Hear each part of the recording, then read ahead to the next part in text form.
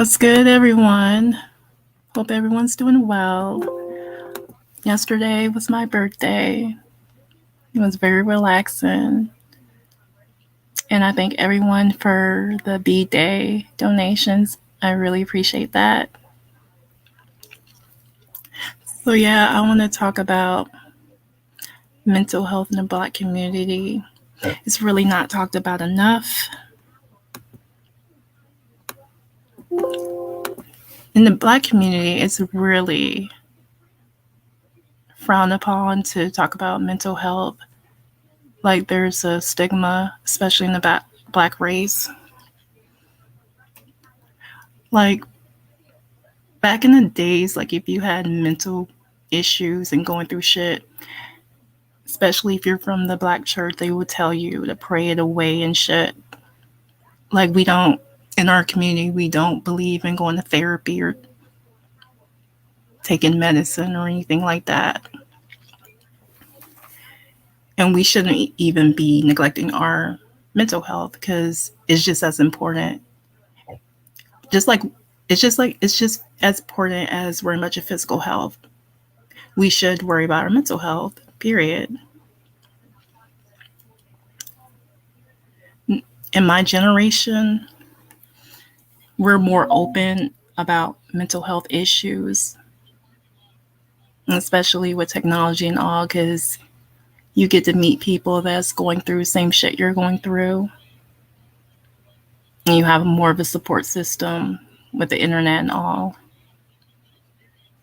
But in the older generation, mental health issues were frowned upon and they would tell you to pray that shit away. Now, I can speak on myself. I have anxiety issues. I have somewhat suffered from depression. And I've got help from it. I've been to therapy. I've taken medicine for my anxiety and depression.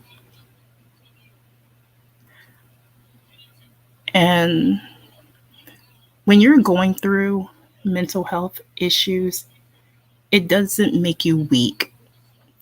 You're just dealing with shit no different than if someone has cancer or any other type of physical ailment. It's just a mental thing. And there's so many like mental health issues. Like, I can go all day naming all the different mental illnesses. Like, you have anxiety disorders. Like, generalized anxiety disorder, it just means like you worry a lot. Like, people who have generalized anxiety disorder, they have a habit of worrying a lot. Then you have people who have PTSD, which people who go through that, they've been through something traumatic, and so they have flashbacks. Their heart is racing. Then you have people with OCD. They do everything they do is like a ritual thing, and they have obsessive thoughts. Like, they think if they don't do certain rituals, like somehow something bad is going to happen. And they love like washing their hands like constantly. Like, everything they do is a ritual. Hey, Super Saiyan Jim. Hey, Ghost. How y'all doing? And then you have people with panic disorder. It's just people with that, they just out of the blue have a panic attack when they're out in public. They just automatically have a fucking panic attack. And then there's some people who are like agoraphobic. They have fear of going out in public. There's people like that, and there's people who have different phobias and shit. Whether they're scared of heights, they're scared of clowns. Like, they have so many variety of phobias they're scared of. And then you got people with social anxiety, like they're very anxious around social situations. They are very nervous when they're, I guess, around the public. There's people like that. Then you got people who are like schizo, where they just have all these hallucinations and delusions. They have all these weird thoughts. Like people with schizo, they think somehow someone is sending them a message and shit.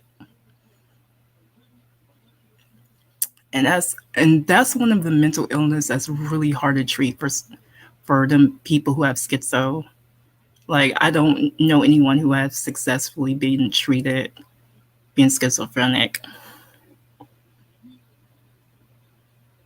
What's up, Black Caesar? You say I don't care. Y'all don't know my phobia is maggots. I know maggots are good for the environment, but I just don't like them. Yeah, that's your phobia. Anyone can be scared of anything for a variety of things. Yeah, I know, right? Like LA's been alive for fucking hours. That's ridiculous. But anywho, then you got people who are like bipolar. People who are bipolar, they go through highs and lows. Like people who are in a manic state, they just do everything impulsive. Like they just I'll give you example what people who are in a manic state do. Like they'll shop impulsively. They'll do things like to where they're not thinking, and everything they do is just out of impulse. And then when they're in a low place, like when they're depressed, they don't have any energy of doing anything. They just sad and all of that. It's just a cycle for people with bipolar. And then you have people with eating disorders. That's another mental illness. Now, anorexic people, they have a negative view on food. They just eat very little and they exercise obsessively. And they think they're fat, even though they're not fat. But in their mind, they think they're fat. And bulimic people, they're like the completely opposite. Like they binge eat and then they'll do things to try to get rid of the food, but whether it's throwing up or working out obsessively. Like the difference between anorexic and bulimic people, anorexic eat very little, and bulimic people just binge eat and just try to get rid of it.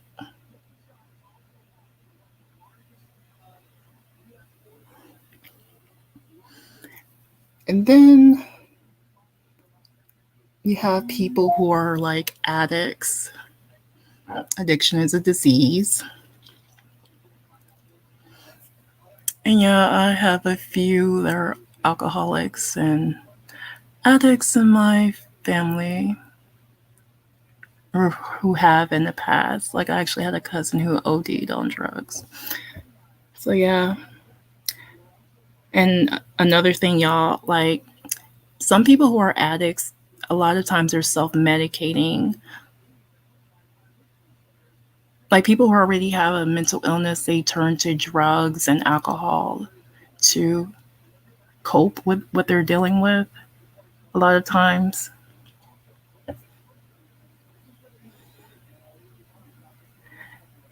And then you got people with personality disorders, and it's so much. I lost count of how many personality disorders there are. I mean, I know about borderline.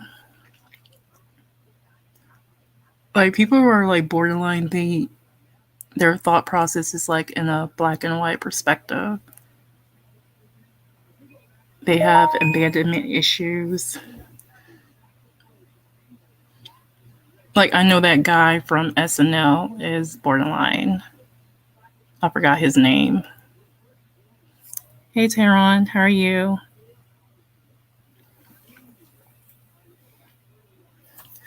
So, yeah, I don't know why there's somewhat of a stigma in the Black community about mental health, because it's no different than physical health. There shouldn't be a stigma at all. Like, the only difference is it's just shit dealing with your mind. And your mind is just as important as your physical health.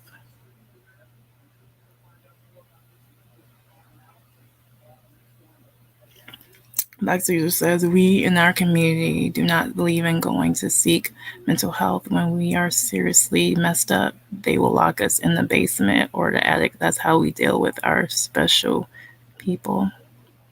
Yeah, in the Black race, like, we don't, especially the older generation, we don't take it seriously. We're just so quick to call people crazy and stuff when really that person may be going through some mental problems. Like, that's how we treat the mentally ill in our race. And then not only that, even with the whole police brutality thing, if you notice, the majority of time it's people in our community that's mentally ill, and the police don't know how to handle the mentally ill. And so they end up killing some of them when they're going through a mental breakdown. And to a point where people are even scared to call for help when their loved ones are going through a mental break, because they feel like the police might kill them or whatever. And so, and that's another thing, like, back in the days, like, there used to be like a lot of hospitals for the mentally ill, and they closed that shit down in the 60s. And so we basically release the mentally ill into the community. And then when these people have a nervous breakdown or a mental break, we're sending these people to jail instead of getting proper help. Hey, Randy, how are you? Hey, Patricia, how are you?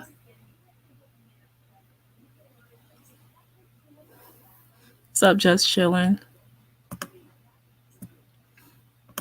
Like Caesar says, that's why I feel sorry for a particular single parent that's raised an autistic kid, and when she passes away, who is going to take care of her mentally challenged child?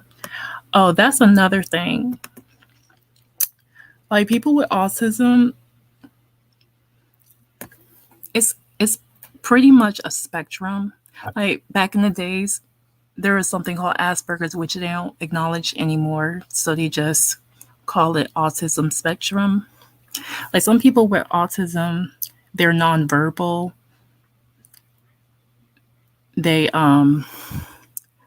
can't live on their own. So they have to be around someone for the rest of their lives. And then there's some people who you wouldn't know is that way. They talk normal verbally or whatever. And they can live on their own. People who are in that spectrum, who are like high functioning, they can live on their own.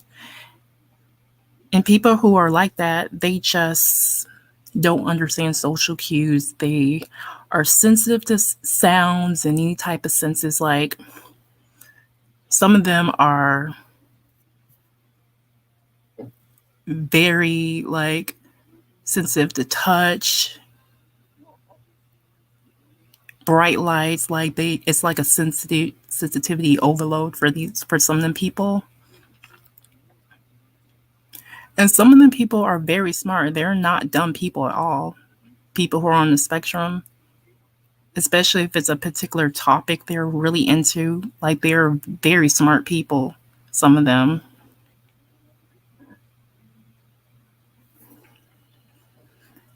And back then, a lot of that shit was undiagnosed because back then, if you weren't nonverbal or whatever, kids will be lost in the crack, and then some people don't find out they have it until they're adults because it wasn't noticeable, so they kind of fill in the cracks. And so we know more about autism now than back then. Like Caesar says, this particular single parent child with autism is not even potty trained. That's how much she do not care about her child. She is not secure in her child's future. Yeah, that's sad because you want to do all you can for your child who's going through mental problems. Because at this point, you don't want to leave your child fending for themselves, because as a parent, you're not going to always be there for your child. So you need to prepare your child for the world when you're no longer here on this earth. And so that's important. Right, Patricia, it is a stigma in the community. It is. And people should not be ashamed of getting help, any type of help when it comes to mental shit. It's no different than if you're going to the doctor about high blood pressure and diabetes or any type of physical ailment. Like we go to the doctor for that, but when it comes to shit we're dealing with in our mind, we are adamant of getting help. Like, that's crazy to me.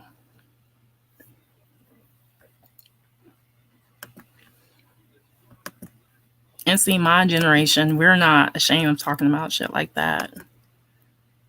Especially with the internet and stuff, people just come together and just talk about shit they're dealing with. And that's another thing, y'all. When people are going through stuff, for some people, they turn to the internet as a form of escapism. For some of them. Like how some people turn to drugs or alcohol. Some people may turn to the internet as a form of escapism as well.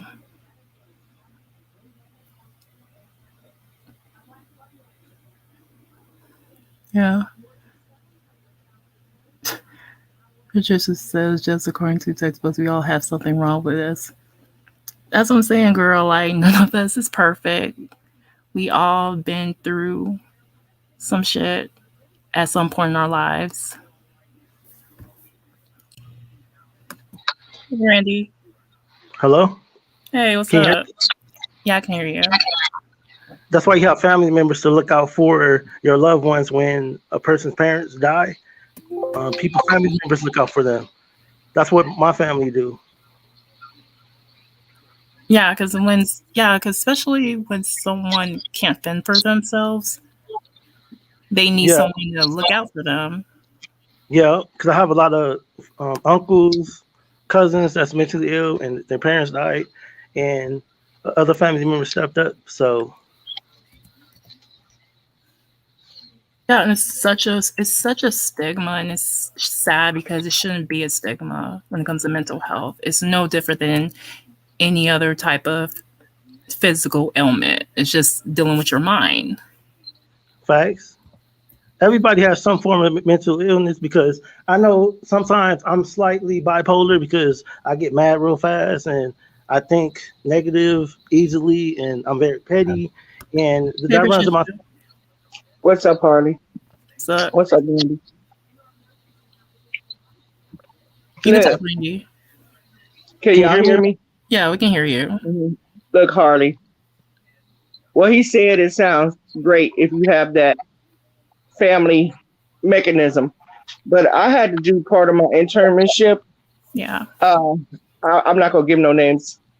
When I was in college, where I had to work with adults with different levels of mental illness, and one of the saddest things that I remember is working with an adult that is 60-something years old.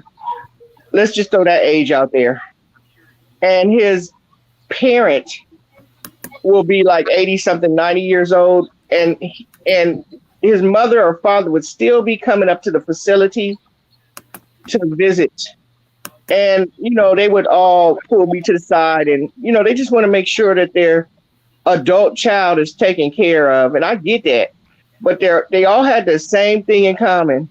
They worried about what would happen to their child when they were no longer there. And not everybody has a family member that they can go to or people to help. So you're really dependent on different people, different staff that come and go to love your child and help your child, your adult child, that love them the way you do. And that's almost impossible. That's almost impossible. Like, here, I have a case, and I'll never forget this one. The dude's name, I can say it now because this was years ago. His name was Merle. He was about 69 years old, but he worked for NASA at one point. He lost his mind. He had a nervous breakdown, never came back from it. Unfortunately, he fell in love with the wrong type of woman, and he lost his mind. And he went from working at NASA to going, he would just walk around all day, twinkling his fingers, going blah, blah, blah, blah, blah, just mumbling, blah, blah, blah, blah, just weird shit. And when he ate like a damn pig, like just eat off fingers and all. But his mama was like 90 something years old and used to come visit him. And she just used to just sit there and cry because she would worry about what was going to happen to her 69-year-old baby when she was no longer there. And there was no choice but to have him in a facility. No choice, because they didn't have no other family. So now you got to depend on strangers. And so I think that's real fucked up. Sometimes you have no choice. It's not all bad mothers that have kids that shit happens. Not everybody's born with problems. Some people just get fucked up eventually, Yeah, and sometimes life happens. Some people start off normal and then just something happened to them in life and they just have a mental break. Right. That to me, I didn't want to do it because I was like, what does got to do with my career? But it did have that shows you how young I was. It did have a lot to do with my career. But it's just crazy. Like this one lady, I really can't say her name at all, but her dad was a famous actor. He played in them stories on the TV, them damn stories. And he was like a millionaire. Well, he had two other kids, a son and a daughter. One was a doctor, one was a lawyer. He left the one with the mental illnesses, and she was born like that, all the money, which was about $18 million. And I started to notice something when I would go to work. Her family would come on holidays and shit, and they would take her to a mall that was across the street, and then she would buy all the shit. And I was like, God damn, they coming back with flat screen TVs, And so I kind of, my job was to watch them, and I was like, mentioned to the person who owned the facility, and she was like, nah, we're working on that right now, because the father figured because he paid for them to go through college and get good careers, they wouldn't need the money. He left the money to the child that was messed up so she could be taken care of for the rest of her life. But that family was coming in trying to get all that money, so they had to go to court and get a conservatorship. The facility had to get a conservatorship over that woman because her family was just trying to spend up all that money. It's just, there's so many different levels to mental illness. It's like we can't even talk about it on one show. It's just crazy. I know it's so many like mental disorders, like even personality disorders. It's so much. Right. Yeah. Right. I had to deal with that borderline personality disorder as well, and it's like that one is like a lot of psychiatrists don't even like to treat people with borderline personality disorder because a lot of times they have what you call a dual diagnosis that goes with it. It's very intricate. It's very, you can live a regular life with that, but it's very hard to treat. You have to have a good one. Right. Mm-hmm. And, there's people who are just like suicidal or commit suicide. Right. Yeah. Yeah. Just, it's just, I always say something that people say it's fucked up, but I always say the real suicides are dead. It's the people that say they want to kill themselves that really are. That's a cry for help. Because all the real suicides don't talk about it. They just go do it. So that's real tricky also. Yeah. Yeah, and I've known someone who off themselves, and I experienced. Yeah. I've been around with someone who expressed they don't want to live and all that. Like it's just an ongoing thing with them. Ongoing, and mental illness is also like drugs. If you do have family, man, it's like a family disease. You may not have that problem, but you are sucking the energy out of everybody you come in contact with. That's why they have groups for families that have a family member that's not right, going through some sort of mental illness because they're suffering also. Right. And it's all walks of life. I hate to say it, but I could only go by the Black community. They got this stigma where it's shameful to talk about. Even back in the day in the white community, that crazy aunt, they would hide them in the attic.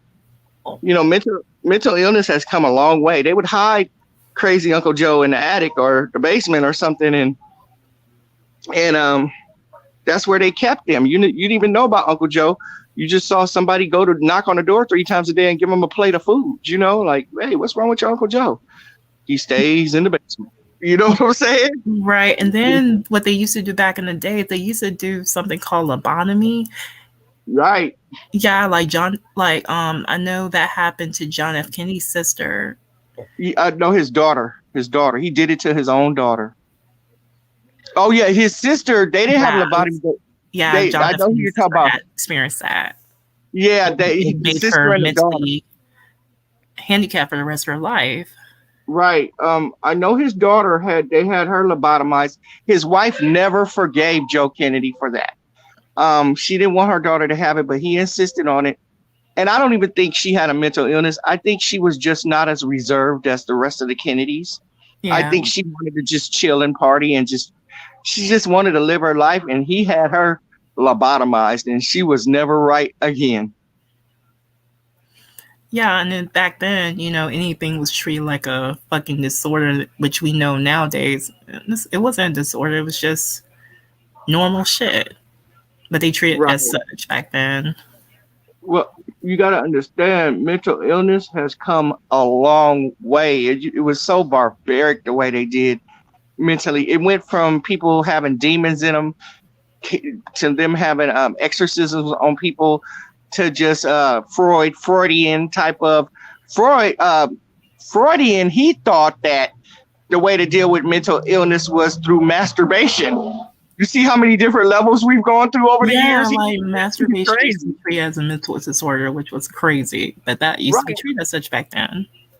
Yeah, masturbating. If you got a mental illness, just masturbate and you'll be okay. It's just some crazy shit has gone down with mental illness. But then here's the thing. You also got to remember that they have rights. So you can't just do any type of thing with them. They have rights, which kind of works against families sometimes. Like, here's a big one right now, Britney Spears. Yeah. Britney Spears was exhibiting weird behavior. Her father came in and was like, I'm going to be her conservator. And if her father wouldn't have come in at the time he did, her fortune would have been gone. A lot of people don't know that. People who were around her were like taking advantage of her financially. So her dad had to step up and she was going through her episodes. Right. And I think they're in court fighting that right now. You can come from up under a conservatorship if you're that far gone, like on meds and stuff, but it's not easy because if they find that she doesn't want her father to do it anymore, they're going to assign a court caseworker to do it. I feel personally, if they find a court caseworker to do it, she would be better off having her father do it, somebody that loves her versus a stranger who's just there for their money, Yeah, I just know Britney doesn't want her dad as conservator anymore. I just hope that maybe she could find somebody else that's trustworthy, because she's had a lot of people in her life that aren't Like what's her name? Anna Nicole Smith. Something was wrong with her. I feel sorry for her. She never got the help she needed. Yeah, she was an addict. Mm-hmm. And I felt sorry for her because she lost her son, and then months later she ended up dead or whatever. I think she died from a broken heart, honestly. Yeah, and we watched the mental illness play out. A lot of people are like, she's crazy. Nah, she had a mental illness crack, and we just deemed her crazy. Yeah. But that was mental illness. And then, and then you see these celebrities, these rich people, you know, they got all this money, but it didn't make them happy, and they end up offing themselves. So I mean, right. And then even the ones that are the craziest, you have to have you have to work with them. Like there was this woman, her name was Susan, and she would always start just screaming, just out of nowhere, seeing shit. They're gonna get me. They're gonna get in my head, and they would always just strap her down. That was their solution. Just tackle her, strap her. She was a large woman too. You know, that was a lot of tackling. And one day she started, and I just happened to be there, and I couldn't take it anymore. And I just said, "Hey, Susan, come in the front office with me." So I told the lady in the kitchen, I said, "Ring that phone in 5 minutes." And so I said, because you could call from the kitchen to the office, I said, "Ring the phone in 5 minutes." So I took her in there. I said, "What's in your head?" She was like, "They're trying to get me. They're in my head." I said, "You know what, Susan? I'm tired of this. And I understand. I know they're in there. Today, we're going to kill them. Whatever's in your head, when I get that phone call, we're going to kill them today." So I took her in the office, and she was just staring at me, eyes big like saucers. And I was like, "Susan, when the phone call comes, that's the person who's going to kill that, whatever's in your head."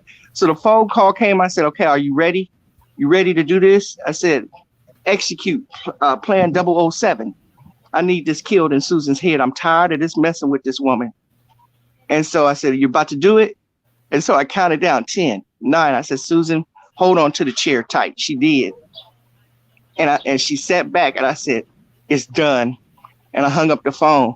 She walked out that damn office like nothing happened, like she was totally normal. So sometimes that's when I found out that sometimes you can't stand high and mighty over people to help them. You have to come down to their level. And I did that. I wasn't even high and did that. Sometimes you just got to come down to a motherfucking level. You want to be crazy, I'll be just as crazy with you. But it solved the problem that day. Yeah, like people with schizo, it's very challenging to deal with because then people don't stay on their medicine, but on their own, it's like you have to be on top of them, like making sure they're taking their medicine, because they will not take their medicine if you're not monitoring them. Yeah, that's true. But I've known people that needed help. Sometimes I've been kind. Other times it just got on my nerves. I have a homegirl. I call her a dump truck, an emotional dump truck. But every once in a while, years ago, she would tell me she want to kill herself. And the last straw was we were walking down the street, and she was having a crisis, and she had a dog. And she took that little dog, and she said, "Fuck this dog too." And she flung the dog like over the fence. That dog hit hard. And I looked at her. I said, "You know what? Fuck you." I said, "You know what? If you want to kill your motherfucking self, stop. Do it. Do it. Fuck it." I went and got the dog. I said, "You want to kill yourself? Just do it, man. I'm tired of this shit." I said, "Every time you have a problem," I said, "you got fucked up coping skills, man. I'm tired of this shit." And she didn't talk to me for about a month, but we still friends. But guess what? She never dumps on me no more. She don't never talk that I want to kill myself shit no more. Because I told her that's a cry for help. But you sucking me dry doing it. Every time you call me, talk about you want to kill yourself, I'm running out after you to check after you. And that's not fair to do that to me, you know?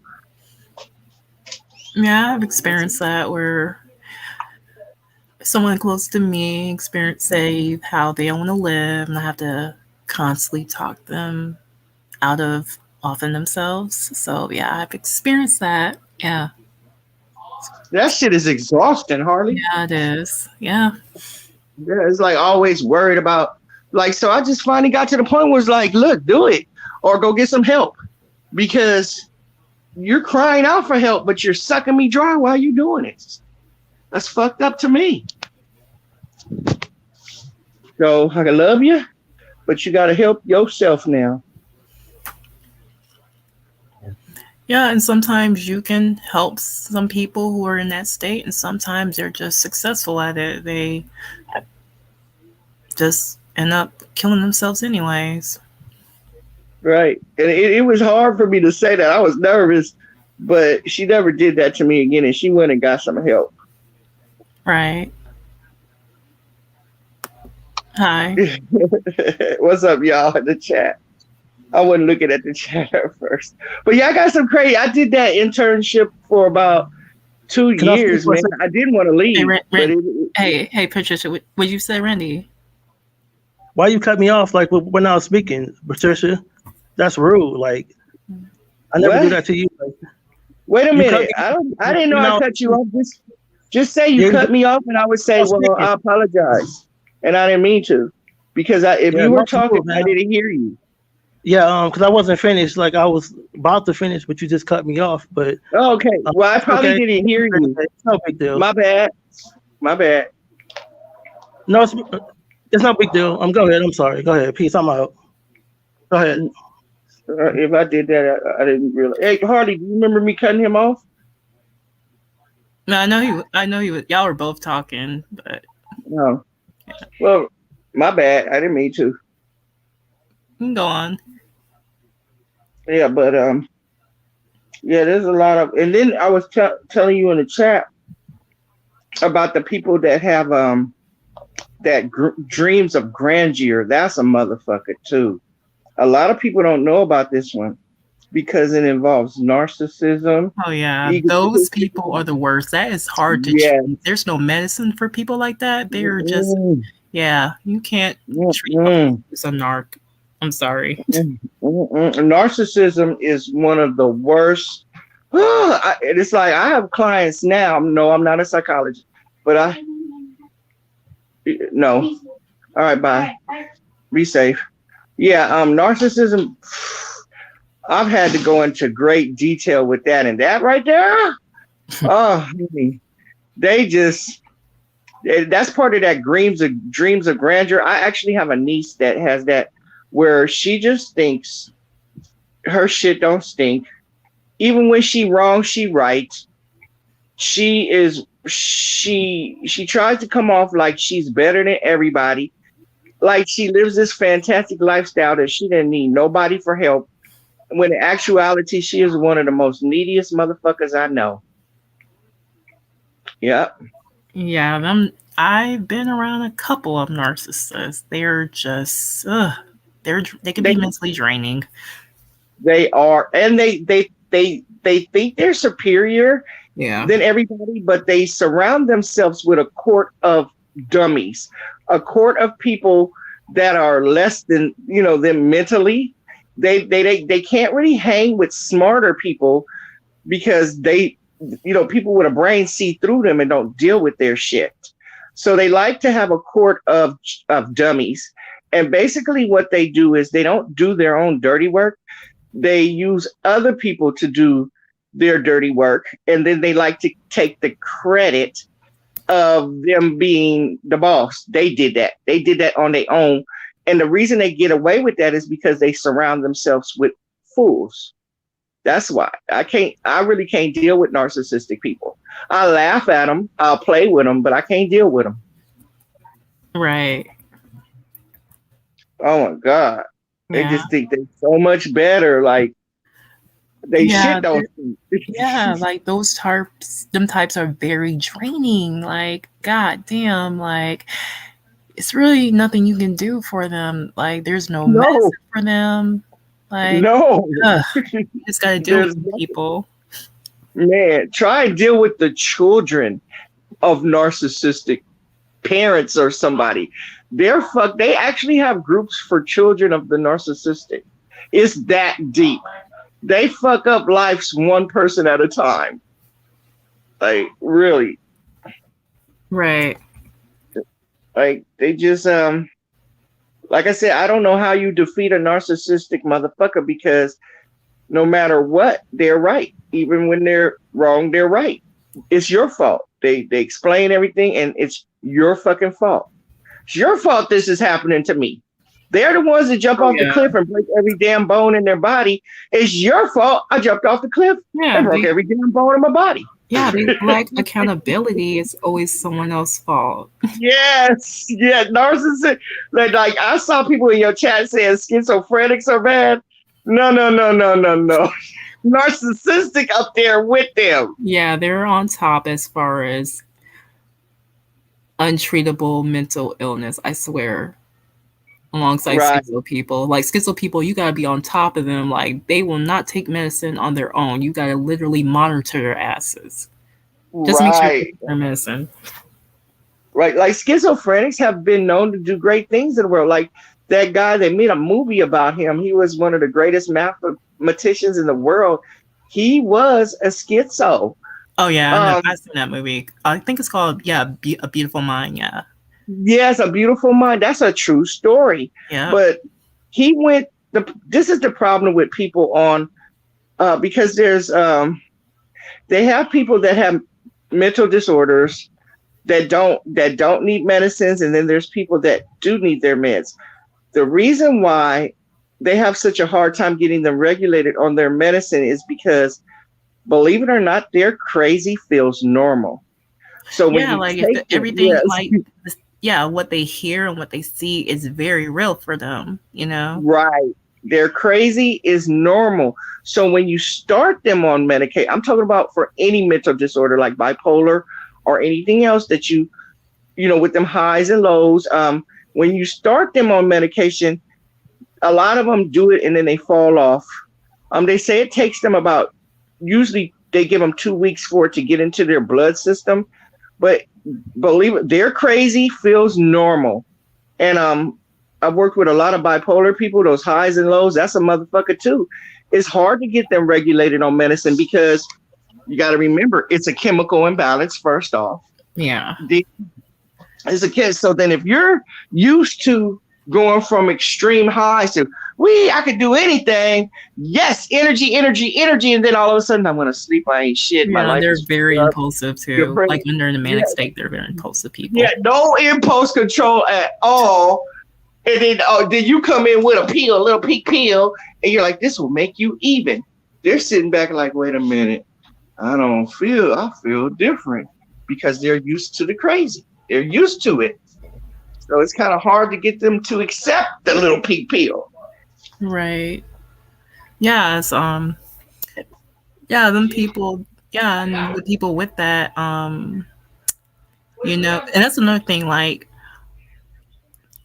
people have to try different medicines to see what worked for them. Right. Right. So there's all different. Yeah. You're right. And then sometimes a medicine that does work good for them, their body has become immune to it and they have to change it. Yep, that happens. That has to be hard, you know.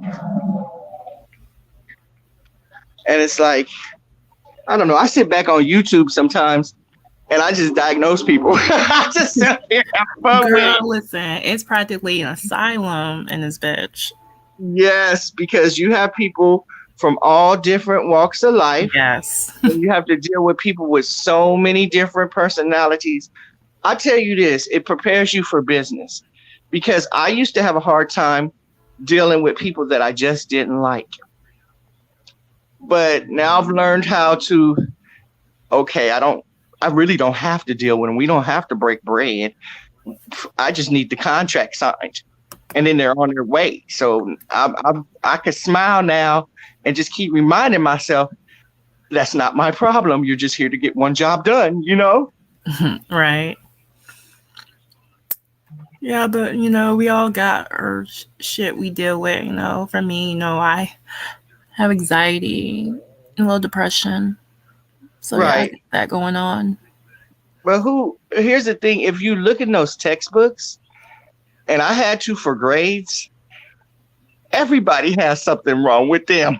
Yeah. You're not going to find, Yes, you go. So you may not be pill crazy, you may not be seeing things, hearing voices, but you're gonna find something out about yourself when you read that shit. Like I found out I'm missing some ingredients, which is I'm able to love. Of course, I love, but I I don't know. I don't even know if this is. I get over things real fast, where other people tend to hang on to sorrow and stuff.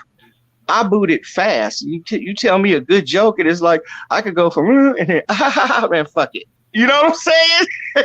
Right. I've been told a lot that I'm a cold motherfucker. After breakups, I don't even take death serious. Like I take it serious, but I don't hang on to the to me in my brain, life goes on, man. We got to live. Somebody you love dies. I don't think they would want to see you all broken up too goddamn long. There's a time to mourn.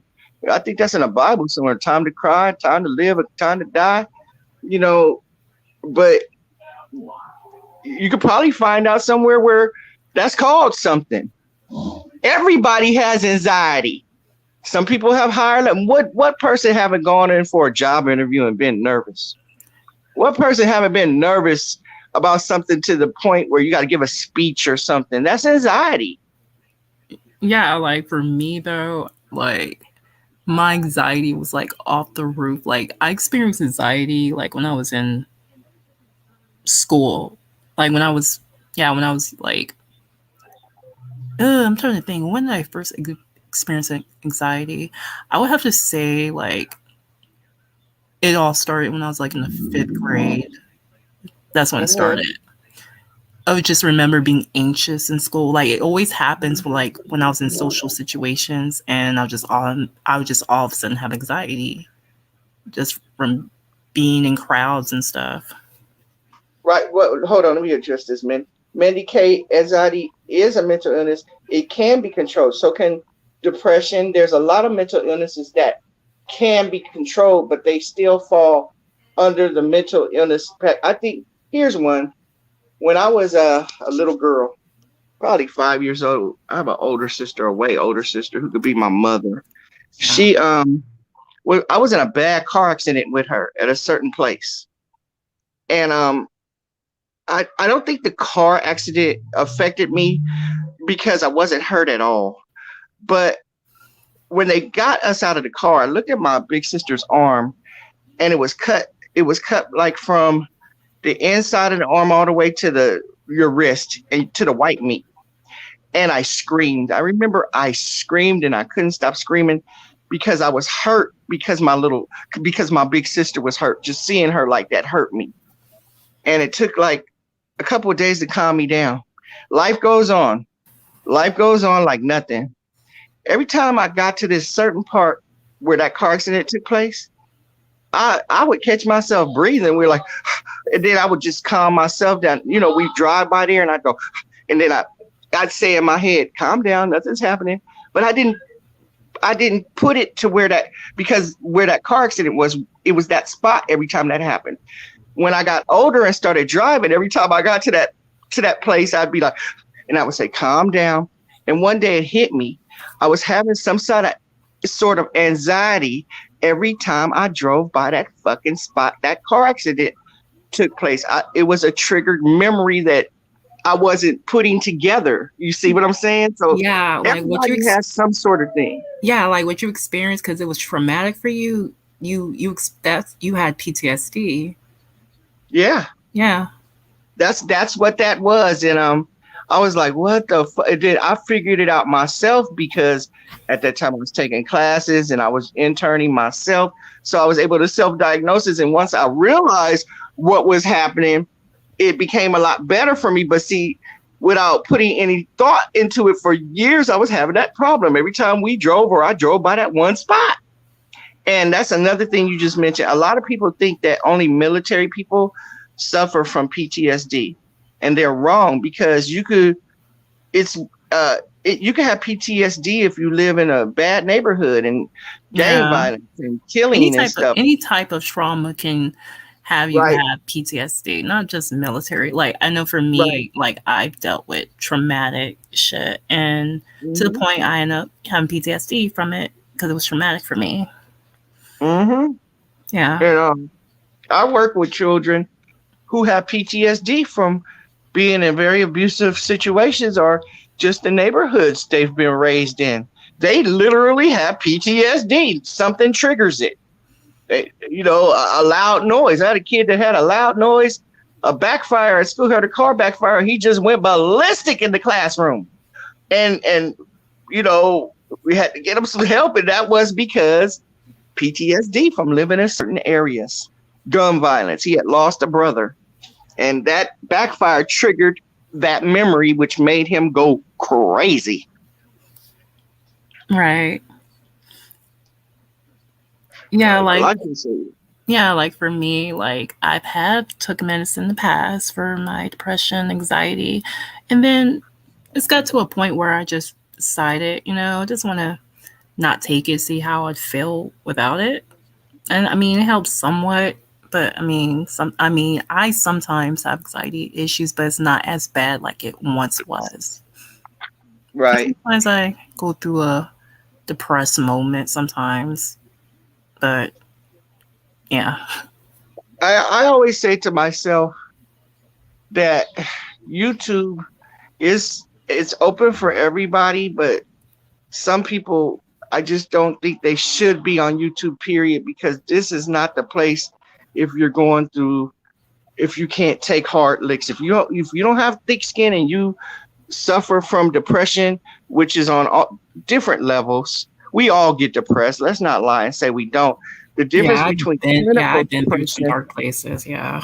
Right. There's clinical depression. There's environmental depression. To me, this is not the place if you suffer for some sort of a environmental depression. This is not the right place for environmental depression because it's just not. If somebody's going through this just isn't the right place because these people come hard and they come fast and they're ruthless. Yeah, I mean, for me, like, type of person I am, like, I already have, like, thick skin, I guess, because of things I've been through. Like, I become numb to shit to a point, like, nothing no one says to me or does to me, like, impacts me. Don't get me wrong, I have a moment, you know what I mean? But for the most part, I have thick skin, like, because of the shit I've been through, it have made me a stronger person so I can deal with shit coming my way. Yeah, sorry about the noise. I'm sitting in the yard smoking and I live by the beach and there's a lot of motorcycle clubs going by there right now. It's like a block away. Right. On the weekends it's all those car and motorcycle clubs going up there. But anyway, do you think ADHD is like overdiagnosed? Sometimes I think that there's not just one cure to ADHD. I just think there's different levels of it, just like autism. Like you can't put them all in the same boat. Some autistic people are higher levels of autism, ADHD there's some kids that have learning disabilities with it, some that can't sit still, and some that are really smart, but they just can't sit still, Yeah, like my late grandfather, he was dyslexic. He was so smart, like he knew how to build a house, but he had reading problems. But he knew how to build a house and shit like that. Right. It's crazy because I have an uncle who wasn't diagnosed with dyslexia till he was like 60, but he faked it till he made it. I promise you, this man to this day owns property. He owns his houses they paid for. He had his own construction business. And when I found out when I was pretty young, one day he handed me something to read. He did it so nonchalantly, like, "Hey, read this to me, Trisha Pooh." And I looked at him and I said, "I don't feel like reading it." He said, "Come on, my eyes are tired." And then I read it to him and he just played it off. But when I got home, I mentioned it to my mother. And my mother said, "I have something to tell you. Your uncle can't read." I said, "How can he can't read? He owns businesses and stuff." She was like, fake it till you make it sometimes, But I was so surprised but that was back then. I guess they didn't have help that was a different time they were raised under. Yeah, and that's another thing. Like, people who learn differently, they're not dumb people. They just Right. process things differently. They need people to be more accommodating to them so they can learn how they're accustomed of learning. They don't learn like your Right. average person. Everyone learns differently. And people may just written the person off like, oh, that person's dumb. No, that person's not dumb. They just need someone to be more accommodating to them so they can learn how they're accustomed of learning. Right. It's the way their brain is wired.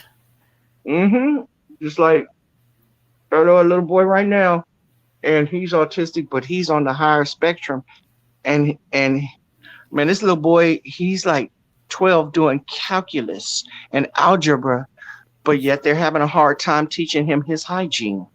Isn't that crazy? He skipped over easy things and he's doing stuff on genius level. And he's so smart. They want him to go to college right now. Like, colleges are trying to get him. And he's part of Mensa also, but his parents are hesitant because of the hygiene.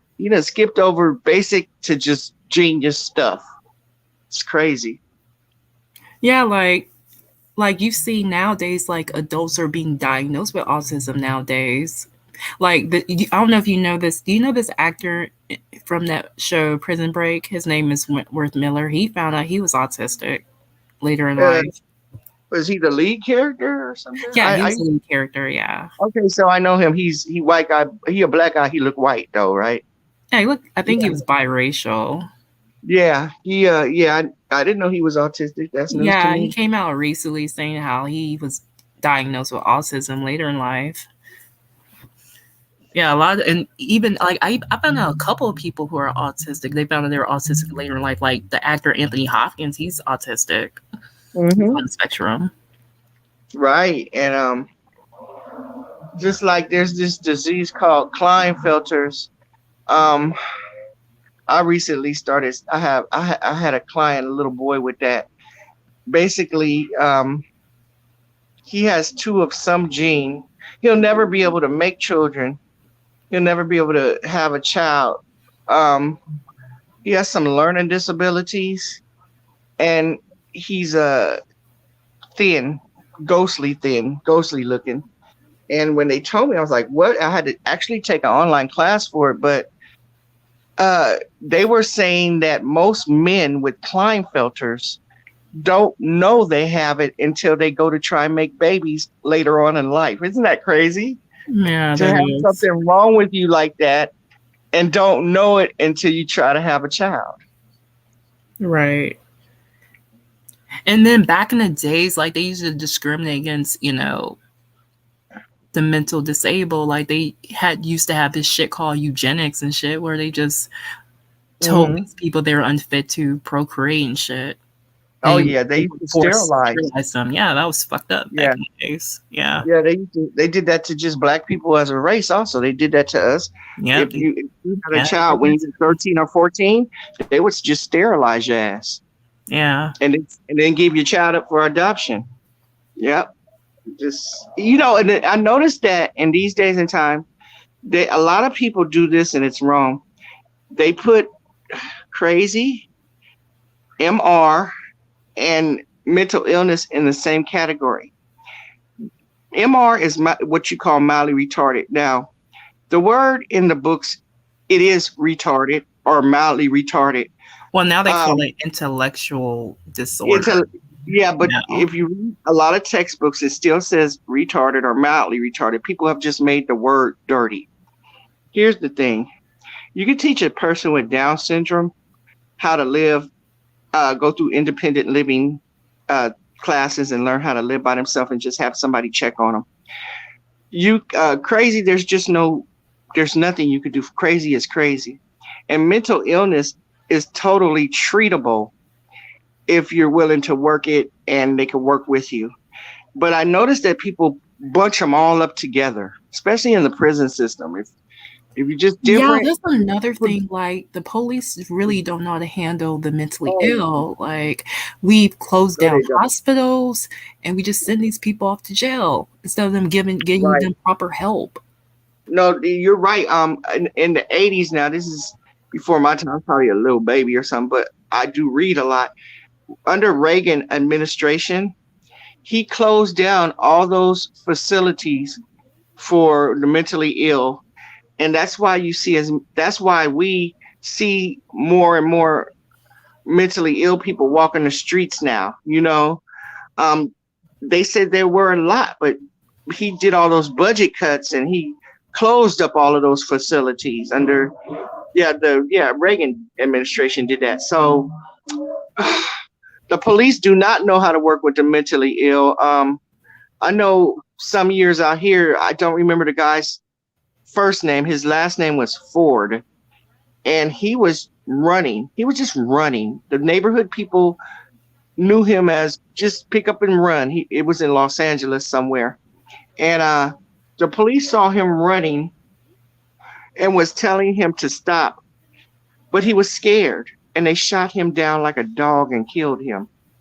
Yeah, and it's And, like crazy. it's like if you it's like you're like it's to a point like you don't even want to call the police when your loved one is having a crisis because you just No, think it'll make the situation worse because they're going around yeah, killing the mentally ill. They don't understand. no, they Yeah, don't. It's disgusting, Harley. It's disgusting. Um, just like that black man, he was out there. The boy had a problem, and he was in crisis, and he worked with the boy, and he was trying to talk the boy down, and the police officer came and shot him. They shot him, and he asked the police officer, "Why did you do that?" And the police officer told him, "I don't know." Like he trying to help somebody in crisis, and he worked with that boy, and they shot him. Now imagine if he wouldn't have got out there to the boy, they probably would have shot the boy. yeah, It's just, yeah. That's why I'm like for defunding the police at this point. We can just put money into something else because the police don't know how to handle the mentally ill. They don't know how to handle a person that's in crisis. They don't understand. They don't get it. well, I'm not a police caller unless it's necessary. I don't think I've ever called the police, but I would like to if I needed the police for anything and I called them, they were there. But I think they need to do like they did up here in Long Beach, California, Signal Hill Police. They just broke it down. They just fired everybody and they started all over again with special training and stuff. I think they just need to work with these people more on what is the word when you work in an office and a sensitivity training towards other races. They do have that. And they also need to work on mental illness within the police force. Yeah. It's just crazy. And sometimes you gotta tear it down and build it up, just like they did in Louisiana, in New Orleans, when that in the 90s when they found all them police corrupt and shit, they tore that shit down and they started from scratch. Yeah, and that's another thing. Like we use it, like the police are used for every type of social issues, like for mental illness, addiction, homelessness. It's like I just feel like if we solve social issues, we wouldn't have to need a cops for that shit as much. Right. Like if Yeah. everyone had affordable housing, had somewhere where the mental ill people have a place to deal with their Yeah. shit. More group homes. You're saying we need more group homes for mentally ill adults. And the thing is, there are great places like that out there, but they are far and few. They have group homes where adults, that's where I was doing my internship at, was a group home. They had the office separate and they had the kitchen where they all ate, and they had two to a room. And then if they worked the program good, they got to go to what they called independent living. And it was a set of condominiums they had where if it was 3 men, it was 3 men to a 3-bedroom. If it was women, it was 3 women to a 3-bedroom. They had laundry facilities. They took them grocery shopping once a week. And they made sure that they stayed up with their doctor's appointments, their psychiatric appointments, their meds, and they took them on field trips and stuff. And then once they mastered independent living, they were able to go out in the world and help them find a single or a 1-bedroom apartment. Now, that organization was great, but like I said, they're far and few. I live in California where our homeless should be as much money as we have, and the homelessness that we have is like it's California's disgrace. Yeah, it's a disgrace. Yeah, I don't like. It should be literally a crime. Like, no one should be without a home. Like, everyone deserves a place to live. Right. It's just a disgrace. They always everybody talks a good one. We need to help the homeless. They need to help the mentally ill and the families that are homeless. But then what happens is they find big abandoned buildings and they say, well, we're going to turn this into a facility. And then the neighborhood, the surrounding neighbors will say, I don't want those people in my neighborhood. I don't want them here. And then if enough people get together with their city council members and their local legislators and they vote against it, well, then there you go. You don't have nothing. And so I always trip on that everybody complains, but when the shit hits the fan and here's the solution, you don't want to do anything to fix it. That kills me. Yeah, like there should be affordable housing. Like, no one should be out here homeless. Like, that's ridiculous. And it's like, how are we the richest country in the world where we sit over here got homelessness going on in our country? Right. And it's that's like crazy to me. It like in Cuba, they talk about Cuba third world, but there's no homeless in Cuba. They make sure everybody has a place to live in Cuba. It's just crazy that a communistic country is outshining us when it comes to homelessness. Like I said, California they're doing grimy shit. Like a mentally ill person will go to the hospital because they're having an episode in the hospital. They're not allowed to just dump them. What they'll do is take them to neighborhoods and just dump them out. And then they'll show on the news or something, or a newspaper, a homeless person wandering around in a gown, a hospital gown. Yeah, they do crap like that. Like downtown LA has some of the most beautiful apartments and high rises where I'm talking about $3,000 a month for a 1-bedroom and $6,000 a month for a small 3-bedroom. And now those units are going for like $1,600 because of the homeless situation. There's tents all up and down the block. Like that's our dumping ground is downtown LA, certain parks in Long Beach.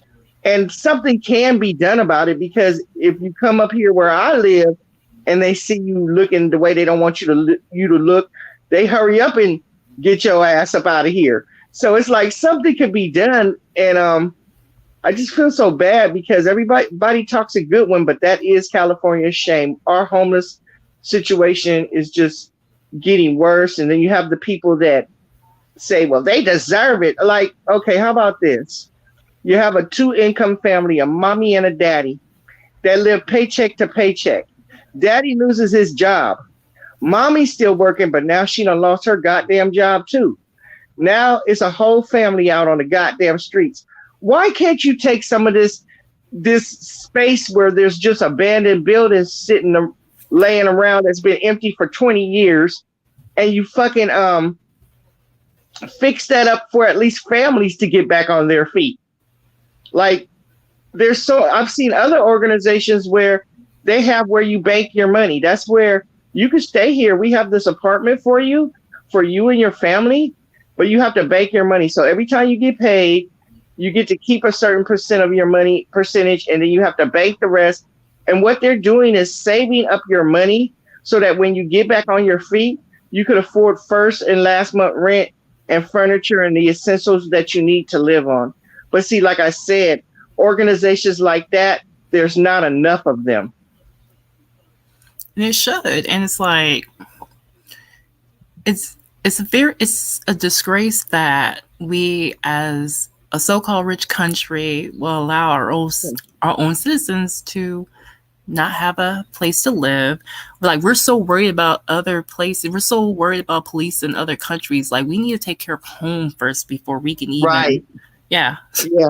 I'm a big advocate for that, even though a lot of people have argued me down about that. I do not believe in donating to other countries because I don't believe in cleaning anybody else's kitchen because ours is filthy. I don't. I won't give other countries money and stuff. If I'm a donate right here at home because I can't even go to take care of business in downtown LA. Sometimes it's just like, I used to drive, but now I just Uber because I don't want to park my car there. It's just horrible. It's just horrible. The streets are filthy. There's tents everywhere. I even had to go down there one time in the evening time to grab a client, and they had tents and firewood in the middle of the street, in the middle of the sidewalk, like they were camping. I'm like, this is out of hand, you know? Yeah. It's crazy. And that's another thing, like, we need to allow other countries to figure out their own shit. Like the US government, they meddle too much in other countries' politics and shit. Let them figure out shit and let's take care of home first. Oh yeah. There's so many insults, like what was that? I forgot where it was, where those people had the tsunami. It was horrible. But around the same time, it was when Hurricane Katrina took place. They got to those people faster than they got to the Hurricane Katrina victims. And I really feel some type of way about that because I was born and raised in California, but I have a lot of family in New Orleans. I have some in Mississippi, but more in New Orleans. And I lost a few family members in Hurricane Katrina. And I remember that my aunties and uncles and cousins and stuff were stranded in that Superdome, and it was horrible. The bathroom stopped working. People were being raped in that son of a bitch. They were putting people in like little trailers with no electricity and shit. It took them, man, we couldn't find a cousin of ours for 2 years. Then we finally found her 2 years later. And then we had to pay $3,000 to get her body, her remains, cremated remains, shipped out here. It was, can you imagine that? It was horrible. It's just, they do that to us, and I don't feel like we're mad enough. It usually people really don't pay attention to how fucked up shit is until it happens to them. But like I said, I had families die in Hurricane Katrina, drown. Yeah. Die. One of my aunties died in that Superdome. Yeah. Yeah, like I know a couple of people who were part of that Katrina shit who I personally knew or whatever, and they just uproot where they were at and moved elsewhere. And my ass was almost about to move there before Katrina, and I'm glad I never did. Mm-hmm. No, but yeah, we already know that was about. It was a demographic. Now, let it have been somewhere more Caucasian, more rich. They would have helped in a timely manner. Of course. Let me tell you something about that. They blew those levees. I got family that live all around the French Quarters. It's funny how none of the houses in the Garden District or whatever by the French Quarters or the French Quarters did not get destroyed like that. Just minimal damage. They did what they used to do legally back in the Great Depression. They used to blow levees, and they used to the people in the shanty towns it would be hundreds of them, and instead of saying move along, they would just blow a levee and flush the people out. Like, you just flush them out like they're nothing. So that's what they did, because a lot of my family down South, they say that they have weathered a lot of hurricanes, but they heard those explosions before that water came. They heard those explosions. And then the media, they were just so fucking biased off top. Like, you've seen white people, you know, with white person, they said, oh, they're finding food. And then with the black people, oh, they're looting and shit. And that's why I applaud Kanye West for saying what he said on national TV. Well, here's the thing. They it's funny how they didn't get the people out of New Orleans, but they got the money out. Ain't that crazy? Now, they there's footage of lines of money trucks and getting to those riverboat casinos, getting that money. But what about the people? And then the messed up part is when people tried to walk up out of New Orleans, there were little towns saying with blockages like, you better not bring your ass here, we'll shoot your motherfucking ass if you come past this line. Yeah, like, that was crazy. They just having people stuck for days. Stuck. I had an aunt die because she couldn't get the medication. She was like 80, but you know, that was devastating. They weren't making sure they had their medication. There were little kids and people being raped up in the Superdome. Can you imagine sleeping in a place where there's only you can sleep on the floor or sit up in a chair, bathrooms not working? Like, they don't never talk about that.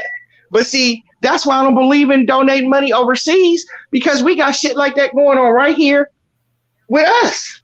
That's what I'm saying. Like, they worrying about other countries talking about how they struggling. Shit, hell, there's people struggling in the United States of fucking America. Like, there's people who go hungry in this bitch, and this is supposed to be. That's another thing. Nobody should be going hungry. That's another thing. We the richest country. Like, come on now. We throw food away. We waste food. Yeah, we waste food. Yes. Like, that food could have went to someone who's hungry. Like, what the fuck? Right. Yeah, we sure do. We throw food away. And I'm just I don't know. I don't know what they're gonna do. Because I know everybody talks a good one, but when the shit hit the fan, you don't want them in your community. So then what is there to do? Yeah, and I actually like gave back. Like, if I seen a person hungry, I would offer them money to feed themselves. Like, I did stuff like that. Right. It's just I don't know. I guess it starts with you. It starts at home. A lot of, I just know, even with our organization, everybody talk a good one. Let me know when you need help. Oh, you call people, I'm busy. Really? You don't even know what day I'm talking about. You just busy, huh?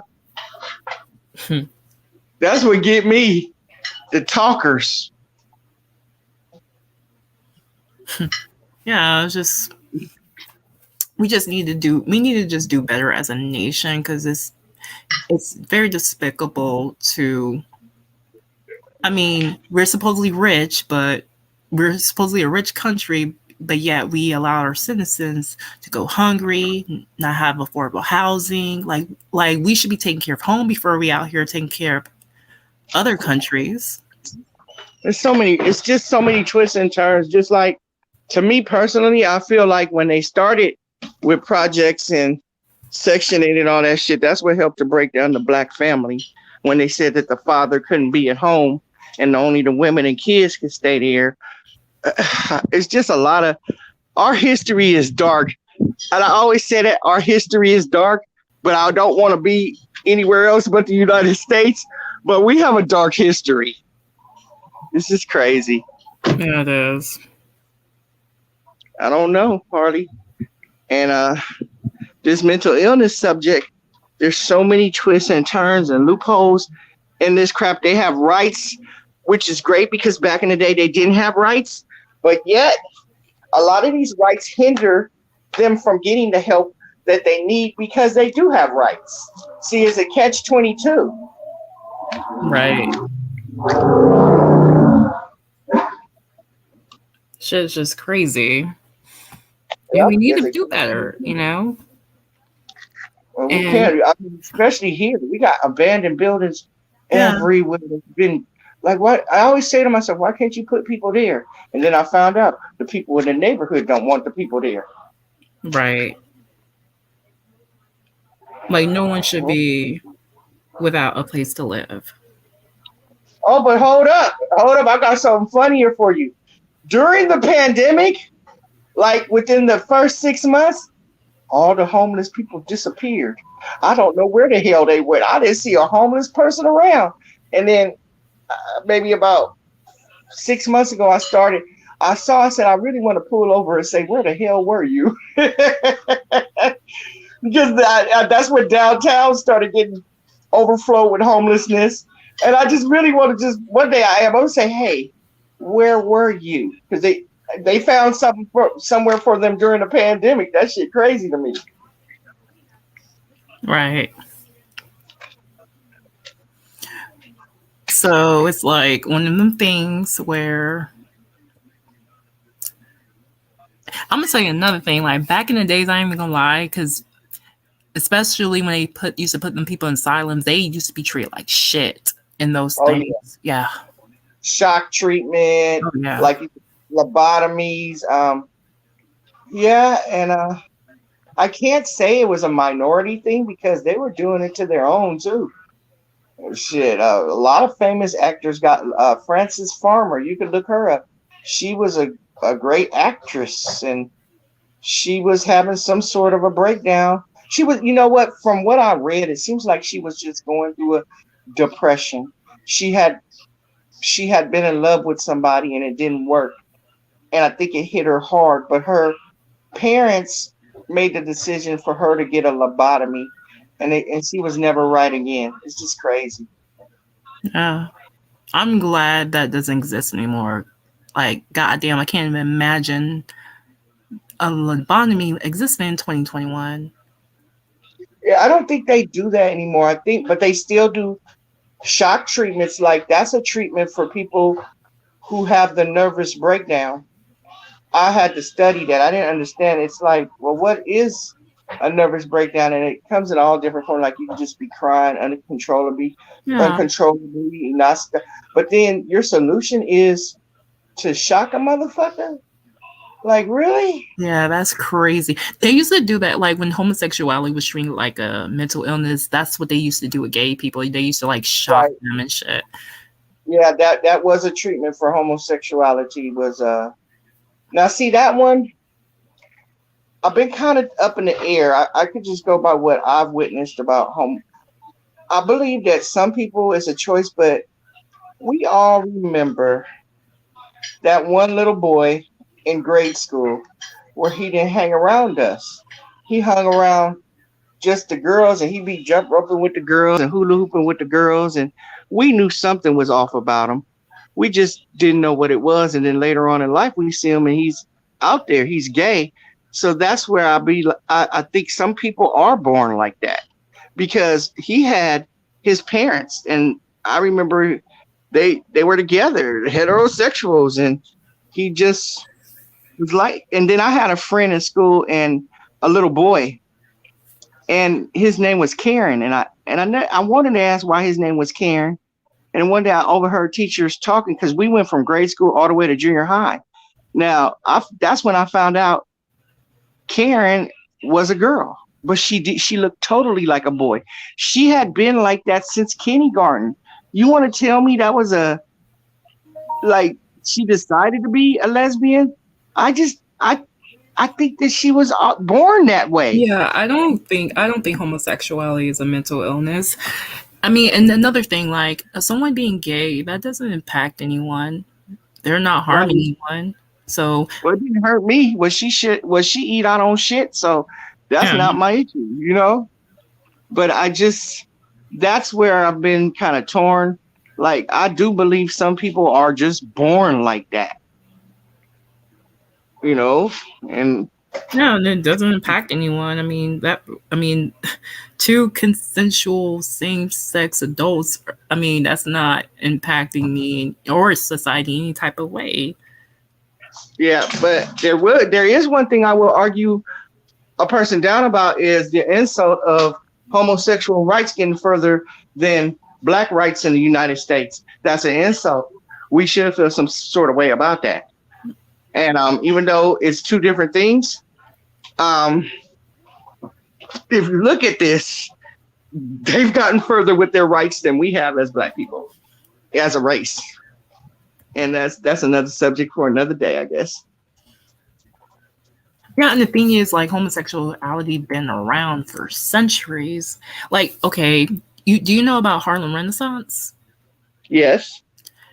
Now, there were homosexual activities during that era. Like, you had people like, Mom Rainey. She was a blues singer. Madam C.J. Walker, Langston Hughes.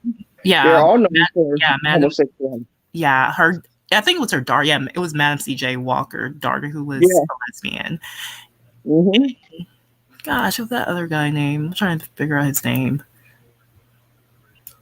They say Langston Hughes. Langston Hughes. He was gay. Mom's Mabley. She say she.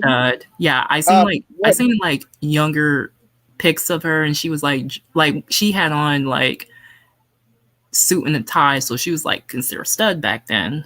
Right. And there's a singer, a blues singer. She had a beautiful voice. I forgot her name, but Bessie. Bessie, yeah. Bessie. She dressed like a man.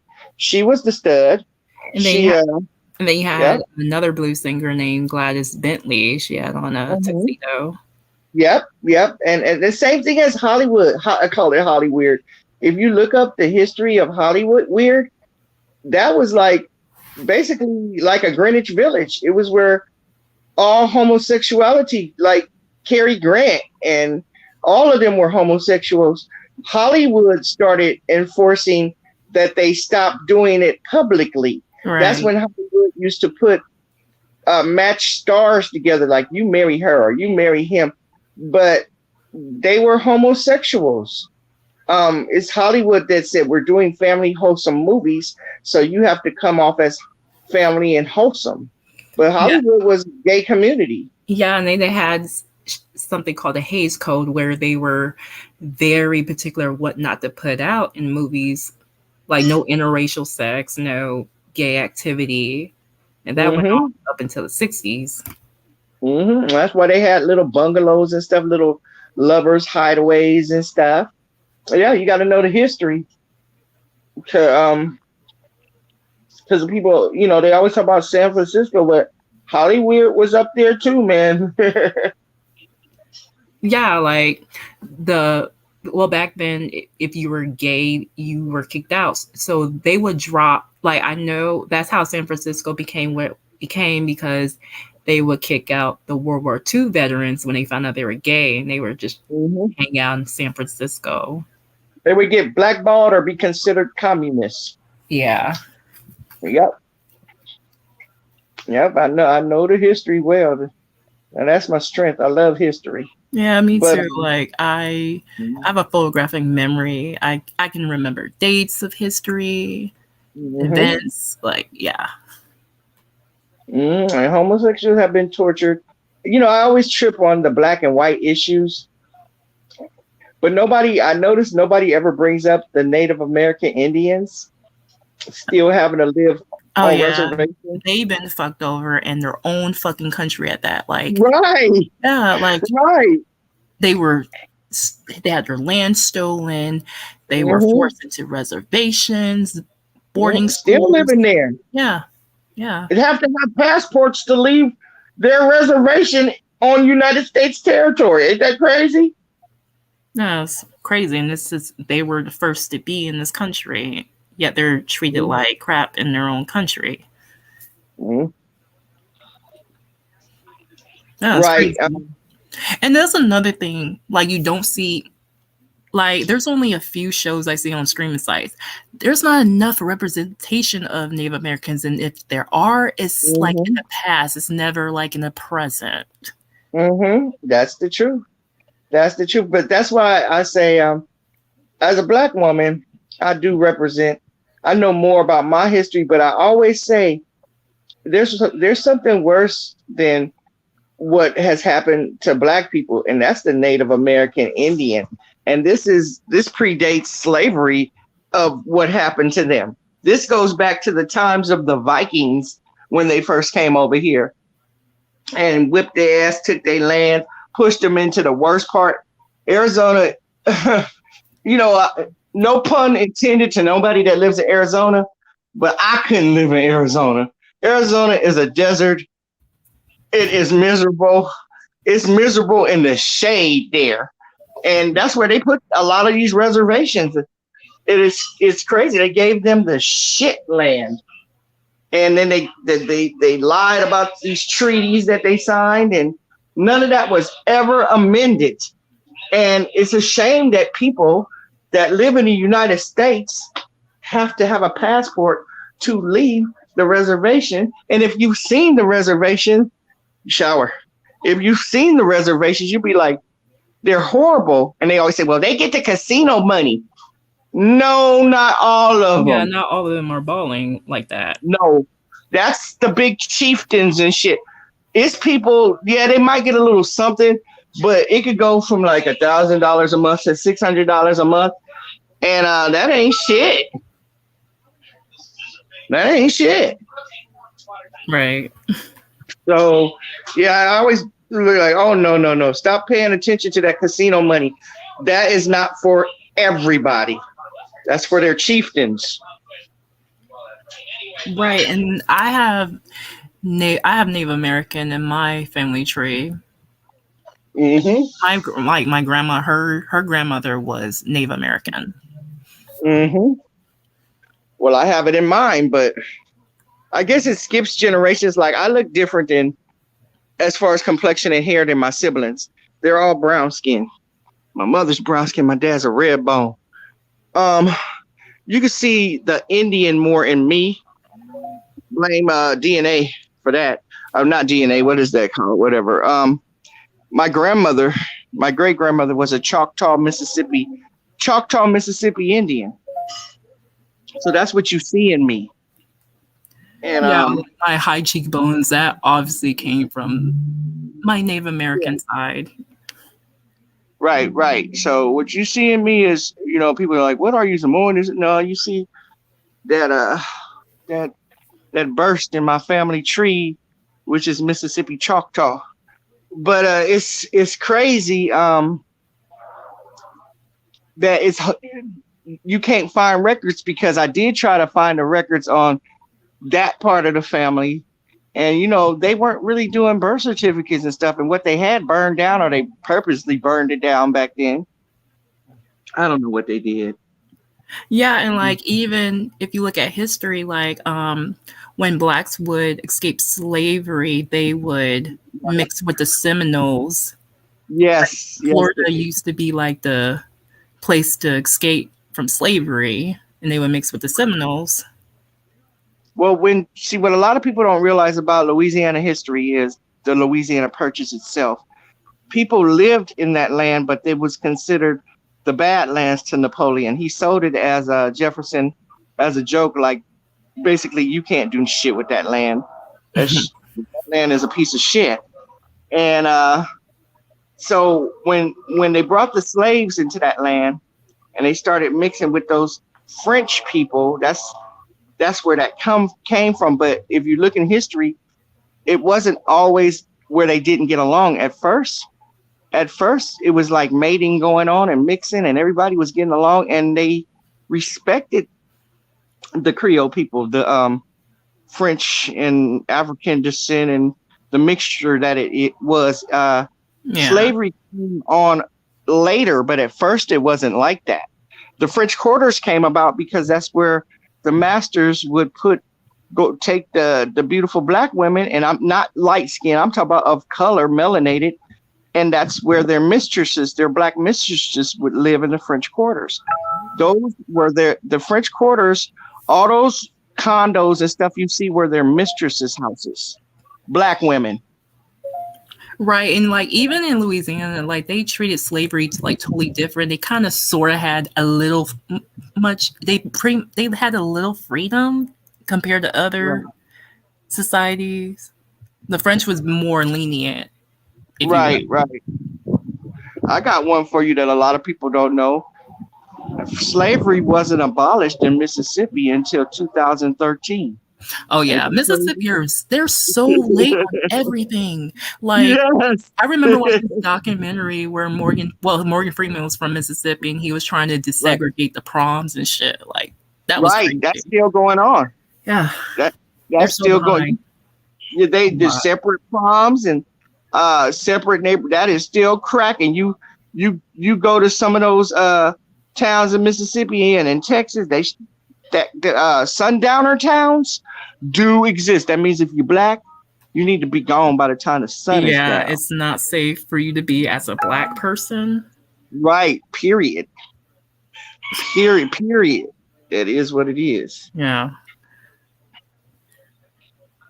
But it's crazy. And then do you know about the civilized Native Americans? Like the five civilized. Basically, like the Creeks, the Cherokee, I think it was a Seminole. They there was times where Native Americans owned slaves, black slaves. Oh yes. That's how I forgot her name, but the richest little girl in United States history was a little black girl. Did you read up on that? That came from that. I heard that. Yeah. She was a little black girl that they had the territories. She was the slaves. She was a slave. She was a slave to Indians. But when those Indians were disbanded, they took the children and they gave them parcels of land. And they so-called gave her a parcel of land that they didn't think she could do anything with. Nothing but rocks and hills. But a person who scouted for oil came and found that oil on that little girl's land. W.B. Du Bois had to get involved with that because when they investigated that, the white courts had put a white person in charge of her money. And when they went to go see this little girl, they were so poor they didn't even own goddamn shoes. So W.B. Du Bois got involved with that and said it's one of ours, so we should be over her fortune. And she went on to live a good life. It's just a shame, but a lot of people don't know the one richest little girl in America was a little black girl who was owned by Indians. She was a slave to Indians. Yeah, and even during the Tears of Fears, where they just forced Native Americans off their homeland, they took their slaves with them, and they all reside in Oklahoma. Right. That's why you can't remember when we were little. They taught us that Jesse and Frank James were just these bad guys and stuff. But if you read the real history, they were fighting the system. They came through with the railroads and they were just taking those people's land, knocking their homes down. And they were actually vigilantes against the big railroad company. Because remember back in the day, railroad oil, that the United States was monopolized by these great industrial people. Roosevelt, was it Teddy with the glasses? Roosevelt broke up the monopoly. So that's why because back in the day when we were monopolized, only the people of those industries could be rich and everybody else was poor. But thank God for that breaking up of the monopoly, because we wouldn't have cars such as Ford and others. But that's another story. Don't get me started. I love history. I love history, Harley. Yeah, me too. Like we have that in common. Like let me tell you something. I was so good at history, which I still am, to the point that my classmates wanted to copy off my work. Honestly, I was that smart in it. Like I had the highest score on all my tests in school because I knew my shit. I knew history, and I'm also into geography. Like you can give me a blank map, and I can tell you where each country is located. Right. Because when I was a child, I was just always into studying maps, and I just remembered. Right. I'm reading King Leo. He said, My uncle got chased out of Long Island in 1960 by a white mob. He moved to New York from a Trip King Leo. I have an uncle. He would he been dead, but he died when he was 106, and I was probably 18 when he died. So his mom had some land in Mississippi, and the white man built a fence on her land, and he went and knocked the fence down. His homeboy came running, telling him, "You better get out of town because the white mob is coming to kill you." And he jumped on a train, and he went to Chicago first, and then he left Chicago and he came out here. He got out here before it was even built up. It was still farmland in Los Angeles when he got out there. Then when Hollywood got built, he became a tailor to the stars. Just crazy story. Yeah. History is dark. And that wasn't that long ago. I mean, it sounds like 30s, 40s, 60s was a long time ago, but it really wasn't. Crazy. Well, this is kind of off topic, but do you realize that blacks were the first cowboys? Yet we're misrepresented. Like all you see is these John Wayne movies, and it's not like, nah, there were black cowboys, there were Latino cowboys, but you wouldn't think that in the media because they just show white people. Right, that's true. There's still black cowboys. There's still black rodeos and stuff.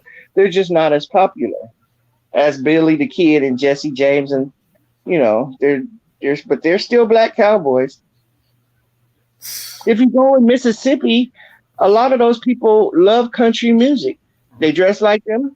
It looked weird to us because we're not used to seeing it, but yeah, we came up with country music. I mean, if you're from the South, you're used to that music, right? There's one person that I don't know. I used to respect her. I kind of still do because is Madam C.J. Walker. The reason she stole her recipe from this Creole woman, but oh yeah, I heard that. If she wouldn't have done that, the Creole woman didn't know what to do with it. She had a good business, but Madam C.J. Walker took it to a whole different level. In the end, she settled out with the Creole woman, but it was just silent at the time. But I love Madam C.J. Walker's business mind. I just wanted to say that real fast. Yeah, she was smart. Yeah. Yeah, she, it's wrong. She stole the recipe, but I don't think the other woman could have built it into what it became, Right. There's so much of history like we don't know about. Oh yeah, because they the only way you're going to get the real history is you have to find older books and encyclopedias from like 40 and under. They've killed a lot of the history. They've killed it, which is a shame because that means we're deemed to repeat mistakes in history. Like I have to teach my children about Black Wall Street and things like that because they literally don't teach them that in school.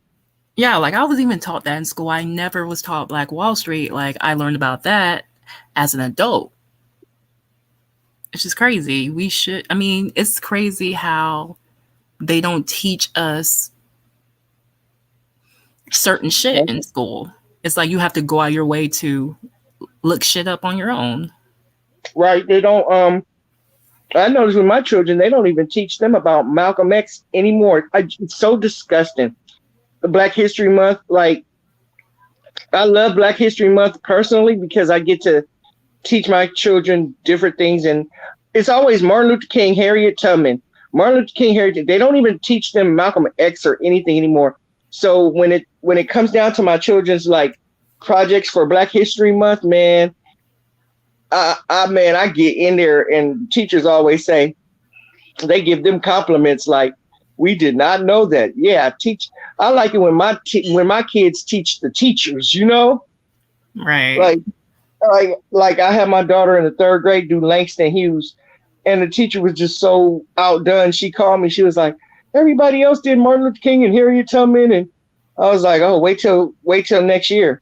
It's W.B. Du Bois next year, and then we're gonna go to Langston Hughes and Marcus Garvey. Man, I get up in there because I want my kids to know we are more than what they teach you. We are innovators. We are scientists. We invented stuff. We invented stuff to make our lives easier, basically. You get it? That was the motivation.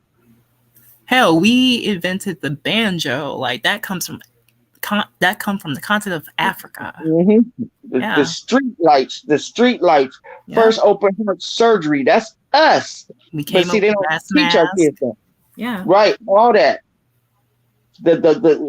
Man, it's like we are innovators, but you have to understand where that came from. That came from us trying to make our lives easier because the labor was on us.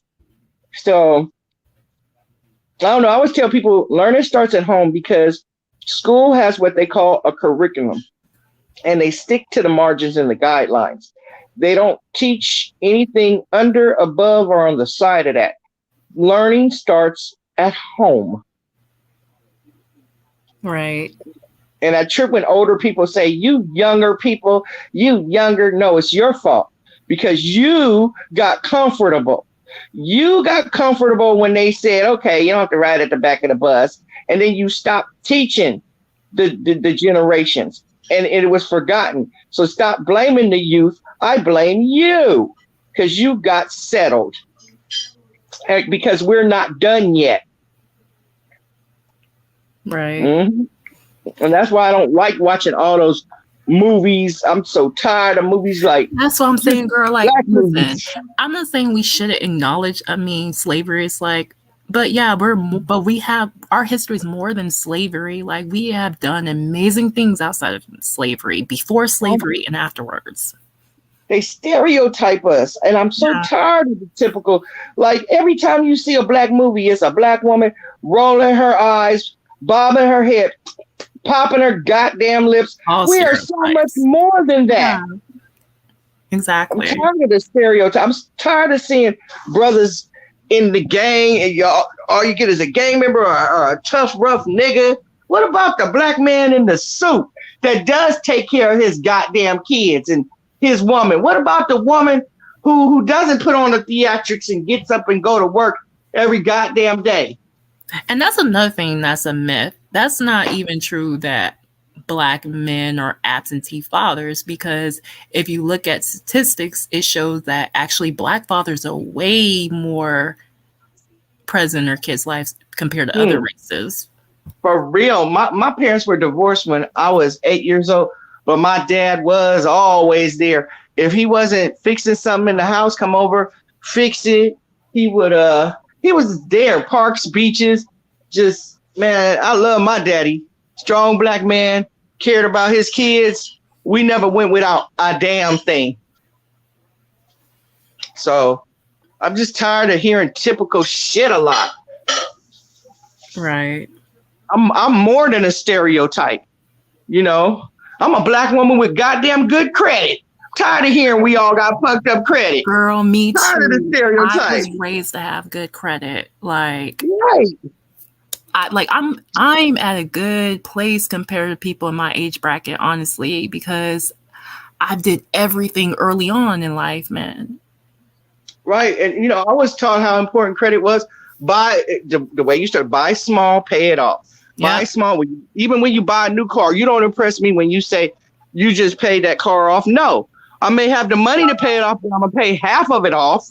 And then I'm going to make payments on the other half because I'm building up my goddamn credit, because I do have a house and I want more property, goddamn it.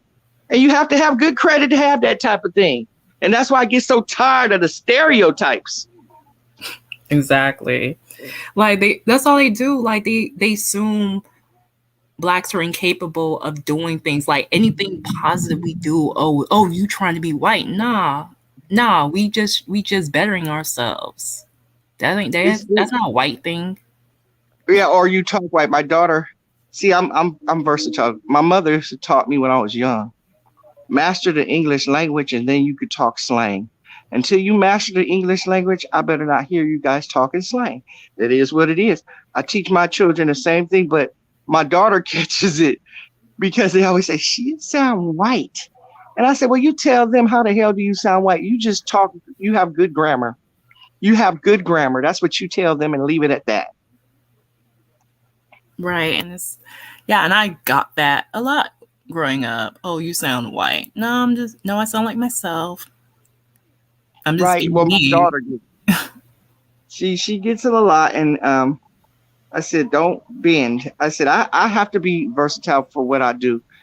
A lot of times in my career, I can't stand high and mighty over people. People don't respond to you well when you stand high and mighty over them. You do have to sometimes bend over, but you see what I'm saying is, it's taught me I could walk into an office building and shut down the hood and I know how to work and talk with people. I know good grammar, things irk me sometimes. Like my son the other day, he's young, he's 11, he came in the room. He said, I already have 3 tests.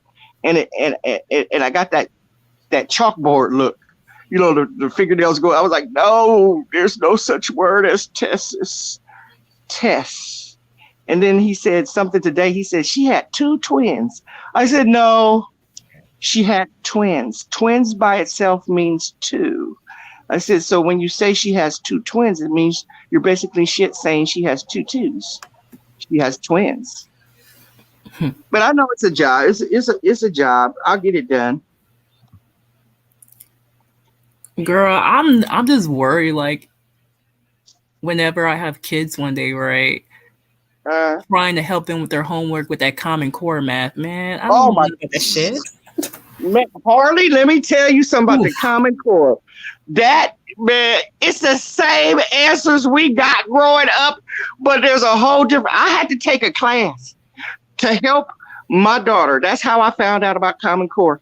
She came in and I fussed at her and told her, no, that is not the, finally she broke down crying and she said, no, Mom, that is the way. And I was like, what? And I sent her to school with the work the way I had done it, and she got everything wrong, even though the answers were right.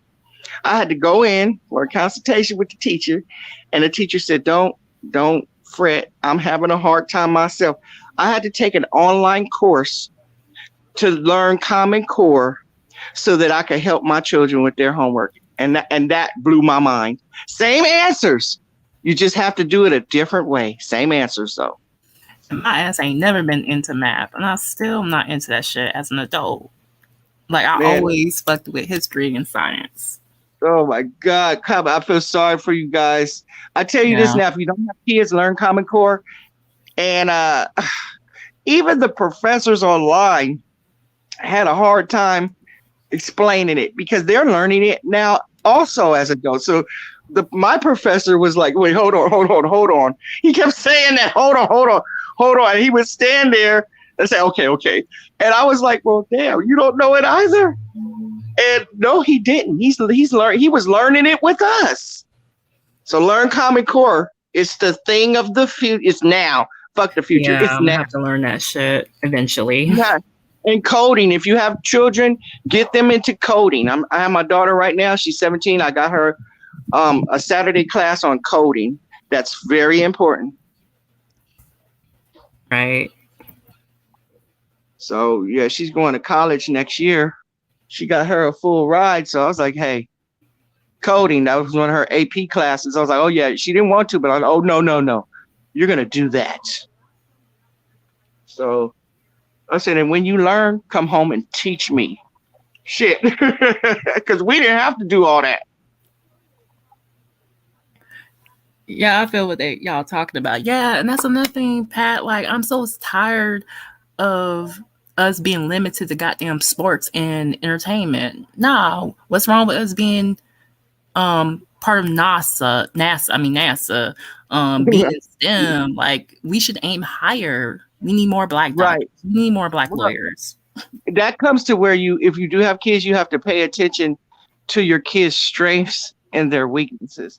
Yeah. Like, I know my daughter she's more academics. Man, her brain is a whip. So of course we were going to work on that scholarship to get her an academic scholarship. My son, he's smart. He doesn't fail anything. He brings in B's and C's, but he's into sports. I mean, he's 11. He's 6'2", wearing a size 13 shoe. They say the doctor said he's gonna be 7 feet tall. His strength is basketball. So I'm making sure he does enough for he could pass, but his strength is basketball. So I'm working on him with a basketball scholarship. I already got him a scholarship to the what's that called? The AUU, AEE. They approached me about him. So he already got a scholarship for that, but yet I make sure he keeps his grades up. But her strength, oh man, she's a whip. Right. So it depends on the person. Either way, I just want them to be able to put bread on their plate without depending on the state, to be productive adults, to be better than me. I don't care if I'm the best. I want them to be better than me. And then I've taught them to look out for one another. When you see one failing, pull them up. Right. Yeah, I smoke my weed and stuff, but I'm in my backyard. I own the house. I won't even smoke the goddamn weed inside out of respect for the children. It's not their habit, it's mine. I'll be glad when they allow weed to be legal federally, because this should never have been illegal in the first place. That's a whole nother topic. Well, yeah, there's a lot of medicines that cures and stuff out there. Just remember this on that topic. If it's not about the money, it ain't cracking, straight up. Has a lot to do with money. Even them putting these people on all these damn opioids and shit. These doctors got these people addicted to opioids. Money. Then they send them to these rehabs. Money. Yeah. All money. And then when they can't get their fucking pill fix, they end up getting caught up with heroin. Right. The methadone.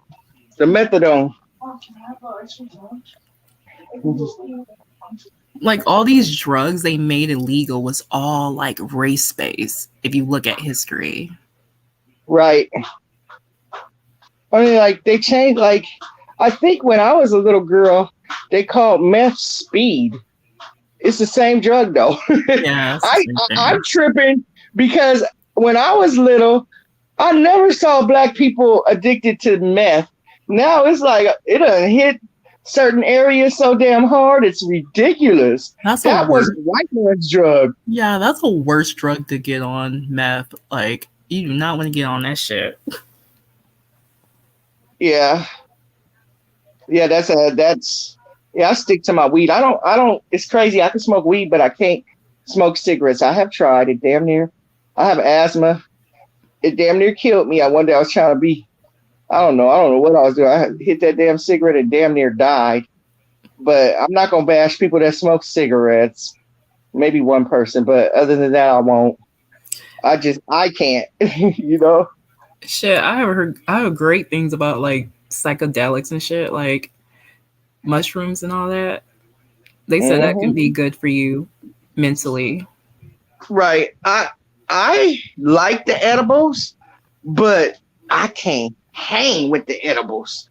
It take them a little longer to get in your system. Yeah, you don't want to take too much of it because you will feel that goddamn high for hours. I fucked up with the edibles one time. They had the popcorn, and my ass got that damn popcorn. It was nasty, and I put butter and salt on it and fixed that shit up. I ate that shit on a Thursday. I had to go to work Saturday and had to call out.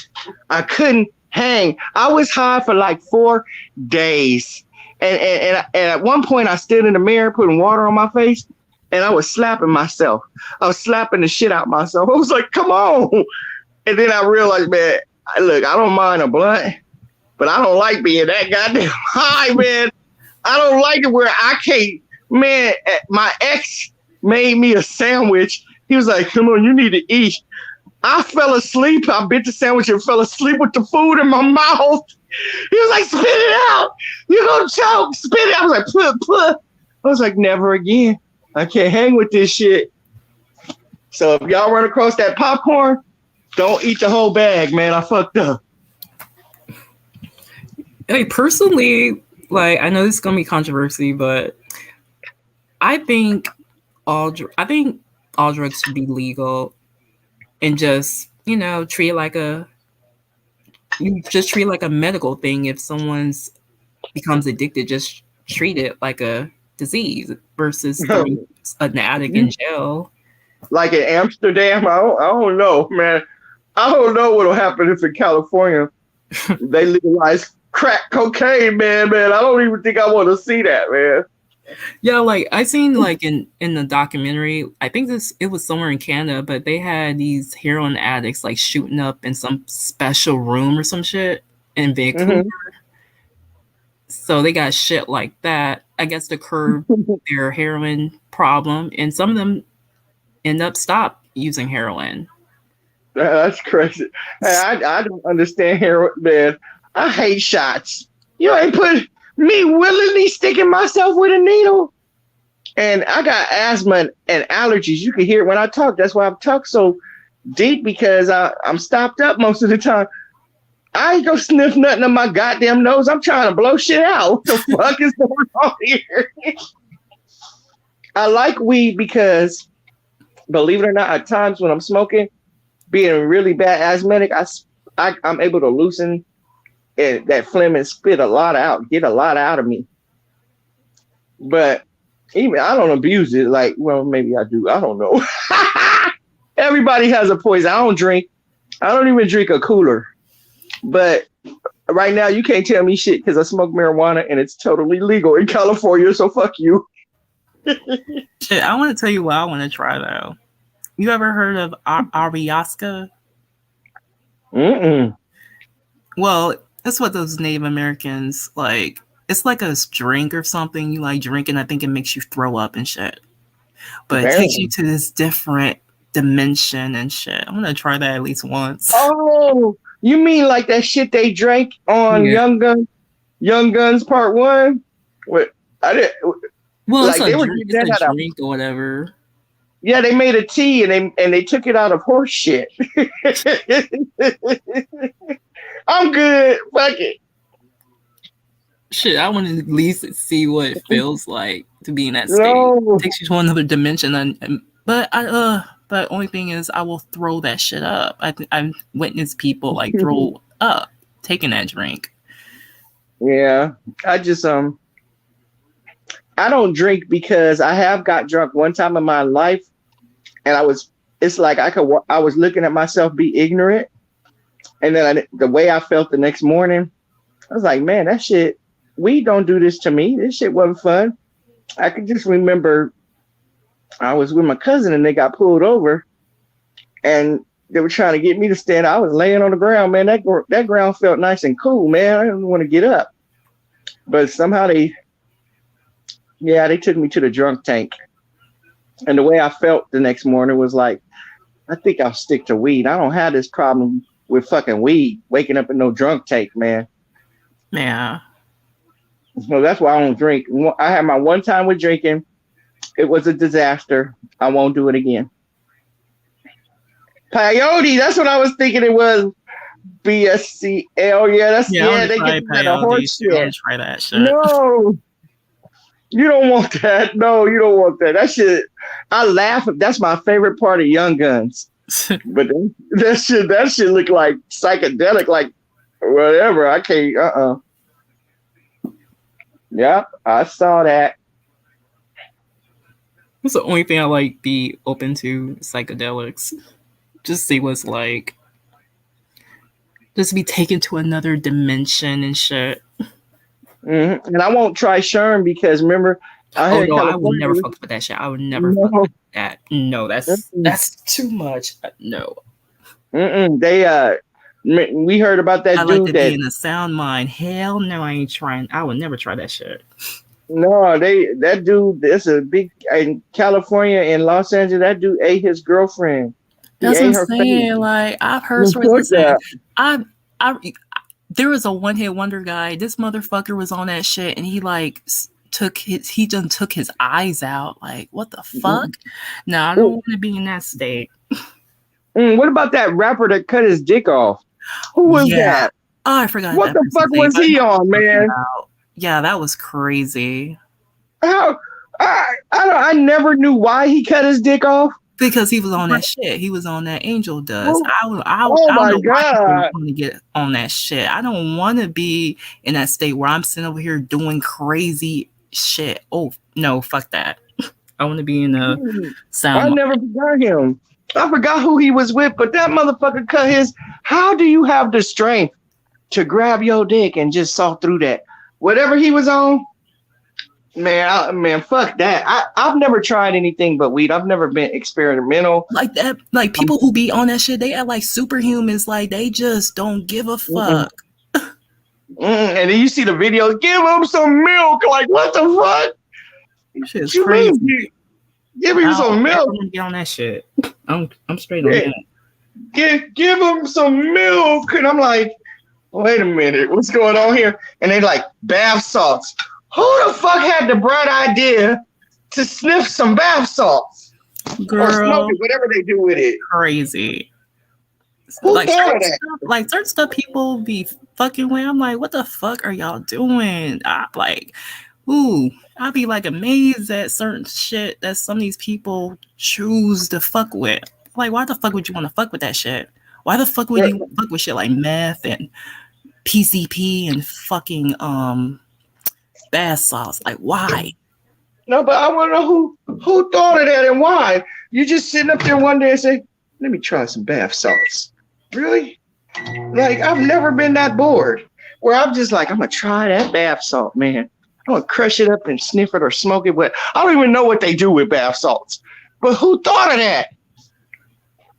That's what I'm saying. That shit is crazy. Like, that's enough shit that fucks people up. Like, why the fuck y'all want to touch that shit? Like, I gotta be in my sound mind. Fuck that shit. Christ Bear, that was his name, Jess. He was with Wu-Tang. That motherfucker cut his dick off. You know what? And I don't even know who he was, but he will forever be known as the motherfucker that cut his dick off to me. He got a lot to live down, man. That's crazy. I wonder, did they fix it? Can they fix it?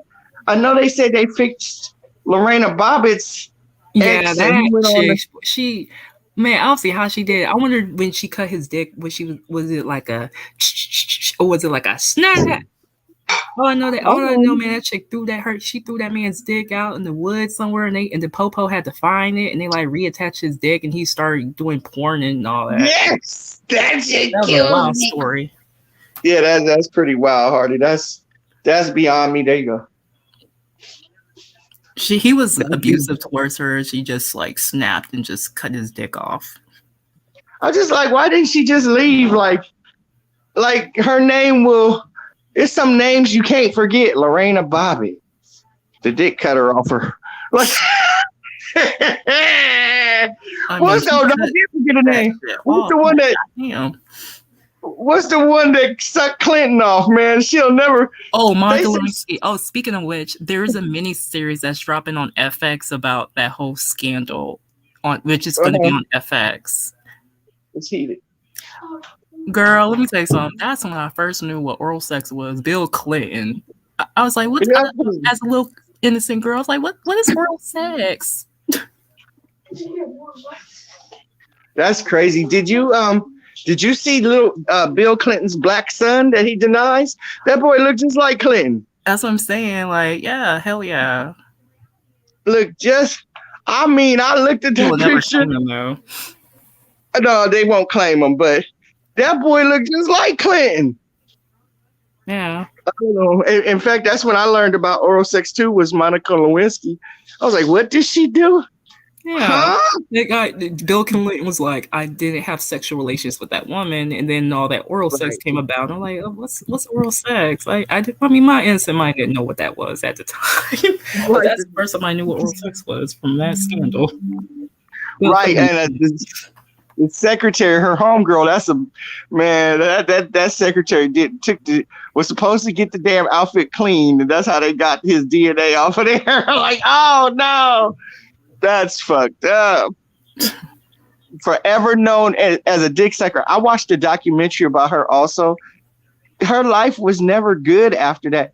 She I don't know why she didn't change her name. I would have had to change my whole name, dye my hair or something. Yeah. Like, this is your legacy? Like, your kids got to hear about that one day. I know your mama heard There's about been your so mama. many scandals in the 90s. It's not even funny. Like, what's some other crazy shit that happened in the 90s? Oh, Amy Fisher. Oh, yeah, Amy. Oh, yeah, she went and shot. Like, she didn't even do a good job. Like, can you imagine? That lady's face. Like, damn, man, really? You wanted that man that bad? You want to shoot? Even if the man would have told me to do it and I loved him, I'd be like, motherfucker, really? You do it, you son of a bitch. And then that fucking David Koresh guy, he had his Right. people burn down the house with them in it and shit. Right. Crazy. And then the ice skaters. Where that. Yeah. That's 90s scandals. That was some weird shit, man. There's some stuff I miss in the 90s. Like, I miss all the talk shows like Ricky Lake and Jenny Jones. Yeah, Jenny Jones was good. She fucked up because remember the show that destroyed her was when she had the man come over there and confess to the other man. Oh yeah, I remember he loved him. And he played it off. But when they got back home to their small town, he killed that motherfucker. No more Jenny Jones. Yeah, I remember that. No more Jenny. Do you remember that guy named Rude Jude? Yeah, I used to love Rude Jude. Yes.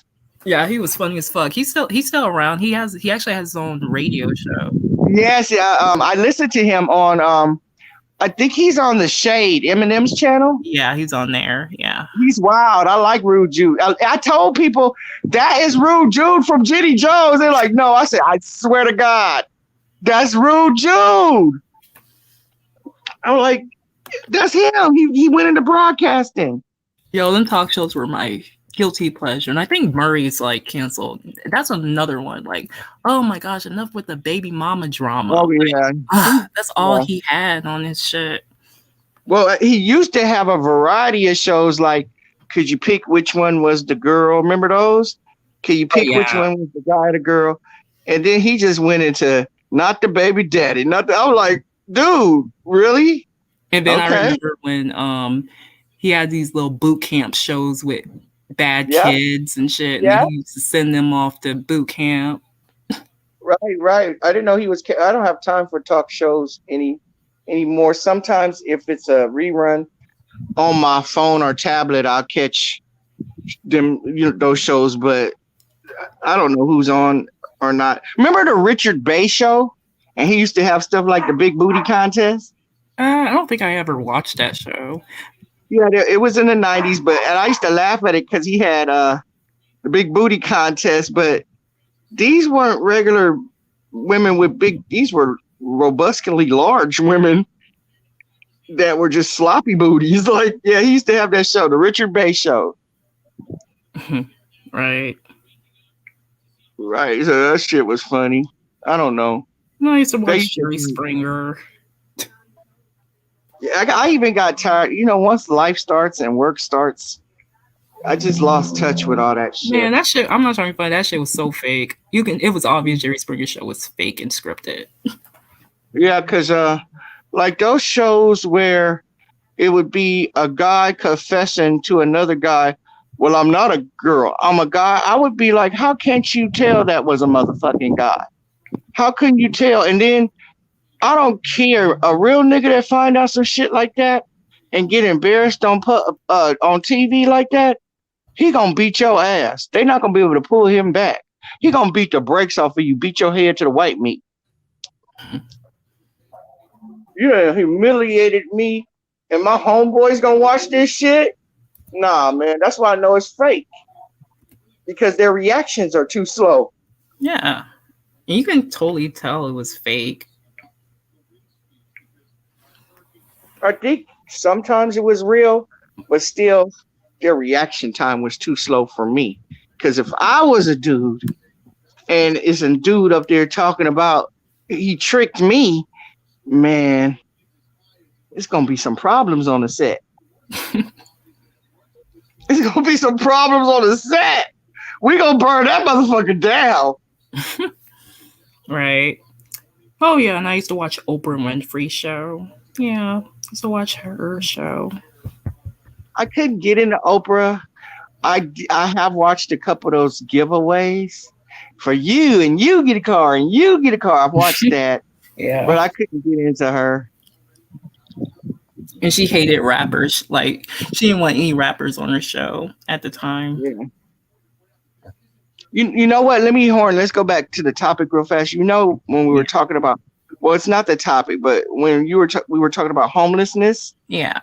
I didn't understand one thing. I remember when Kanye West bought the land out here and he was trying to put a bunch of tiny houses on it. They stopped him from doing that. They made sure he didn't get that done. They really just don't want to solve the homeless crisis. They really don't. Yeah, they don't. That's why I say everybody talk, but when somebody takes the initiative to do something, I mean, he had cultivated the land and everything. He had started building those little tiny homes, and then they said, stop the project. We don't want it. But he bought the land, which is crazy to me. Right. So you want to tell me that they're not just talking? I don't think they really want a solution. My thing is this: what's their motivation not fixing the homelessness problem? Like, what's in it for them? I don't know. There was another man going around California, this white dude. He was building tiny homes for people, and they stopped him. Like, so there's, let me tell you what they do, which is weird to me. You know, the shopping carts that you see homeless people walking down the street with? Yeah. A lot of times, organizations will donate those to homeless people and give them tents. They'll give them a shopping cart and they'll give them a tent. But when somebody buys land and cultivates it just for the purpose of building small homes, they're not allowed to do it. That's crazy. Yeah. Right. And guess what? I looked it up. Those shopping carts cost about $1,000 a pop. Damn. Crazy. Yep. I did not know they were worth so much goddamn money. Shit. That's why they send people around in the trucks to collect them a lot of times, because they're $1,000 a pop. Right.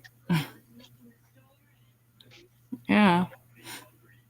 But yeah, we as a country, we need to fix the homelessness crisis problem. Like, it's a travesty. Like, no one should be without a place to live. Well, there's always the argument of on drugs, and a lot of people think that the ones that are mentally ill are just drugs and stuff, but there are a lot of mentally ill people that haven't done drugs in their life. They're mentally ill and they're not medicated. Right. Like, even Dr. Dre starter, she's homeless. Right. Yeah. In her car. Right. So what's going on with that story? I didn't hear too much. Well, this is what I heard. Now, she says that her dad was, giving her money and he just stopped last year, because this is the thing. She was going to the press.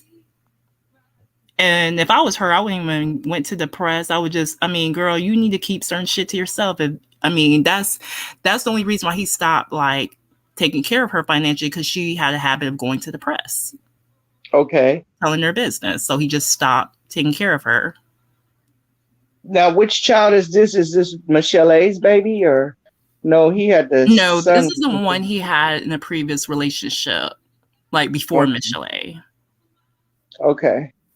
Because I know Michelle A had one baby with Suge and one baby with Dre. Yeah. Like, I remember watching this documentary on YouTube. One of Dr. Dre's oldest daughter, she was just saying how Dr. Dre wasn't present or what have you, and his first baby mama, she's a stud. Okay. Wow. Yeah. So that's Wow. one of the ones. He actually had 3 kids with this woman, believe it or not. Wow. Mm. Yeah. You know what happened, man? I did catch some of that 50 Cent and his son battle. What the fuck happened with that? They was online cutting Girl, up. they still don't talk. That is so sad. And he looked just like his father too. Yes, he does. Like he shit him out or something.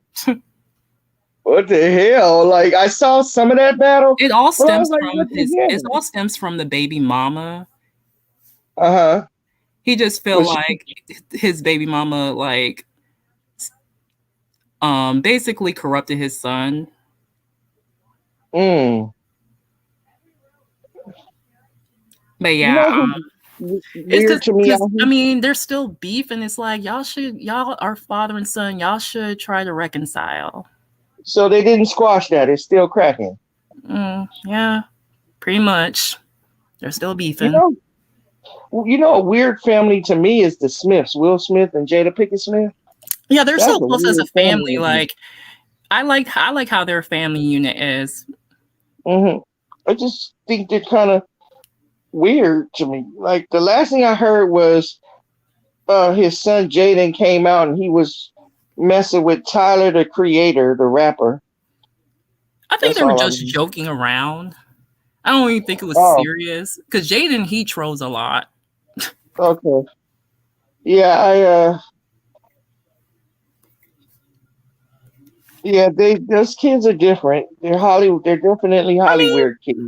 I dig them. I'm so into I'm into alternative blacks. I mean, I like how they just do their thing, do whatever. They have this free attitude. I like how his son with the first wife is in his life and productive with the family mechanism, you know? Yeah, they're so close. Like, that's what I like about it. Even Will Smith said on Oprah's show, like during the time Jaden was filming The Karate Kid, he went when he knew that his son Trey had a game, he would go out his way to fly out to catch his son game. Right. I tried to watch that Red Table a couple of times, but every time I caught it, it was a lot of crying and it was a downer, man. So I just stopped watching it. Yeah, I watched Red Table. They put all their business out on the front street. That's when we knew about Jada messing with that singer guy. What's his name is? Mm-hmm. I forgot that nigga name, but she was messing with this young dude. Will and Jada talked about their marriage. They pretty much state that they're going to be together in the long haul, and they just talked about their struggles and their marriages. They said something along the lines of bad marriage for life.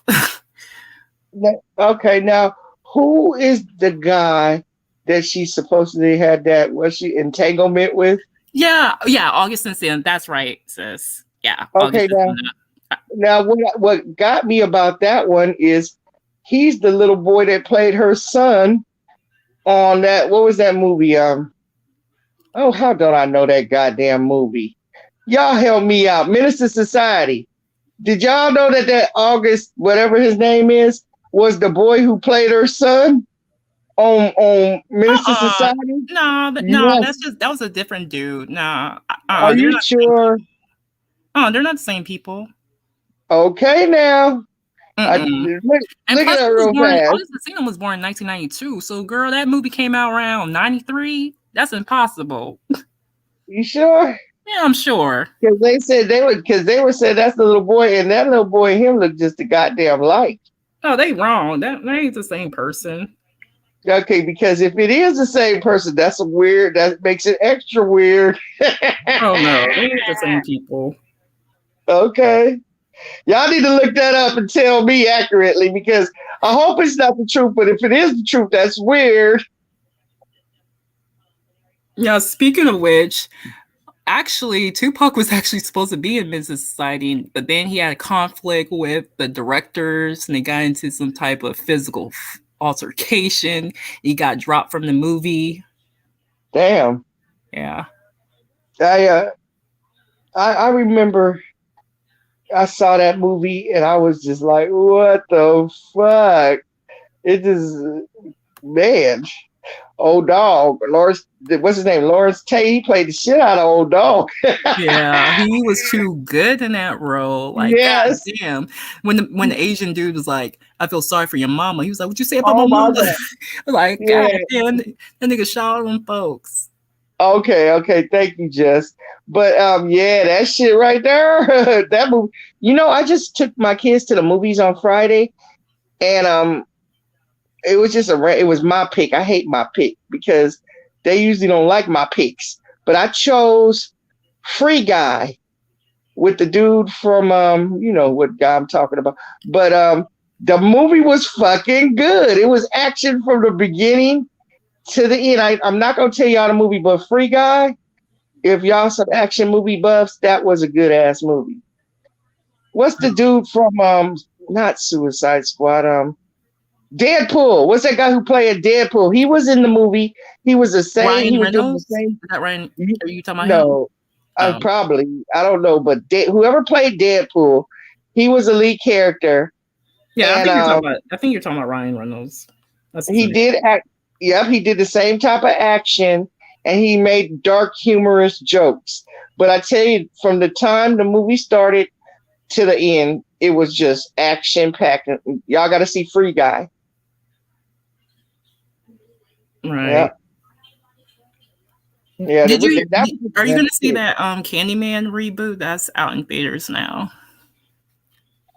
I don't know. I'm not sure. Well, I heard it wasn't that good. I didn't think the first one that's good, but people will. The first one was low budget to me, but people that argue me down with that shit. So I just try not to say nothing. But I didn't like the first Candyman shit. The first one scared the shit out of me as a kid. Like, I did not want to be around any mirrors. I did not want that motherfucker coming out of my fucking mirror talking about Candyman. For real. Hey, Trip, Beetlejuice scared the shit out of me when I was little. Beetlejuice was not even scary. I was scared. Look, the first scary movie I ever saw was about 8 years old, and I begged. And so while my sister put on an old black and white Living Dead movie, and I was like, and I know that scared the shit out of me. But now thinking back, that shit was corny. It was old as fuck when she showed it to me. It was black and white. It was just, I don't know. I used to look at older white people walking around our neighborhood when I was sleeping. I mean, I would get up and see them. I'd be like, oh my God, they're going to eat my brains. Man, oh my gosh. And that goddamn Chucky doll scared the shit out of me. I hated that doll, man. Yeah, but they got kind of corny in the end with the bride of Chucky, and then they had the son. It got kind of corny towards the end. I'm gonna tell you the thing that scared the shit out of me in the first Child's Play movie when that lady was about to burn Chucky up and she was trying to get him to talk and shit. And that Chucky doll was going on talking about you fucking bitch. Oh, yeah. Right.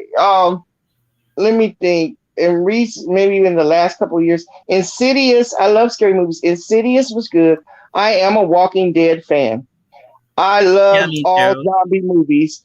I'm a weird zombie. I like. Girl, I love all types of horror shit. Like, I'm into some dark shit. I love vampires. I love zombies. I love witches. I love all types of dark supernatural shit. Yeah, I do too.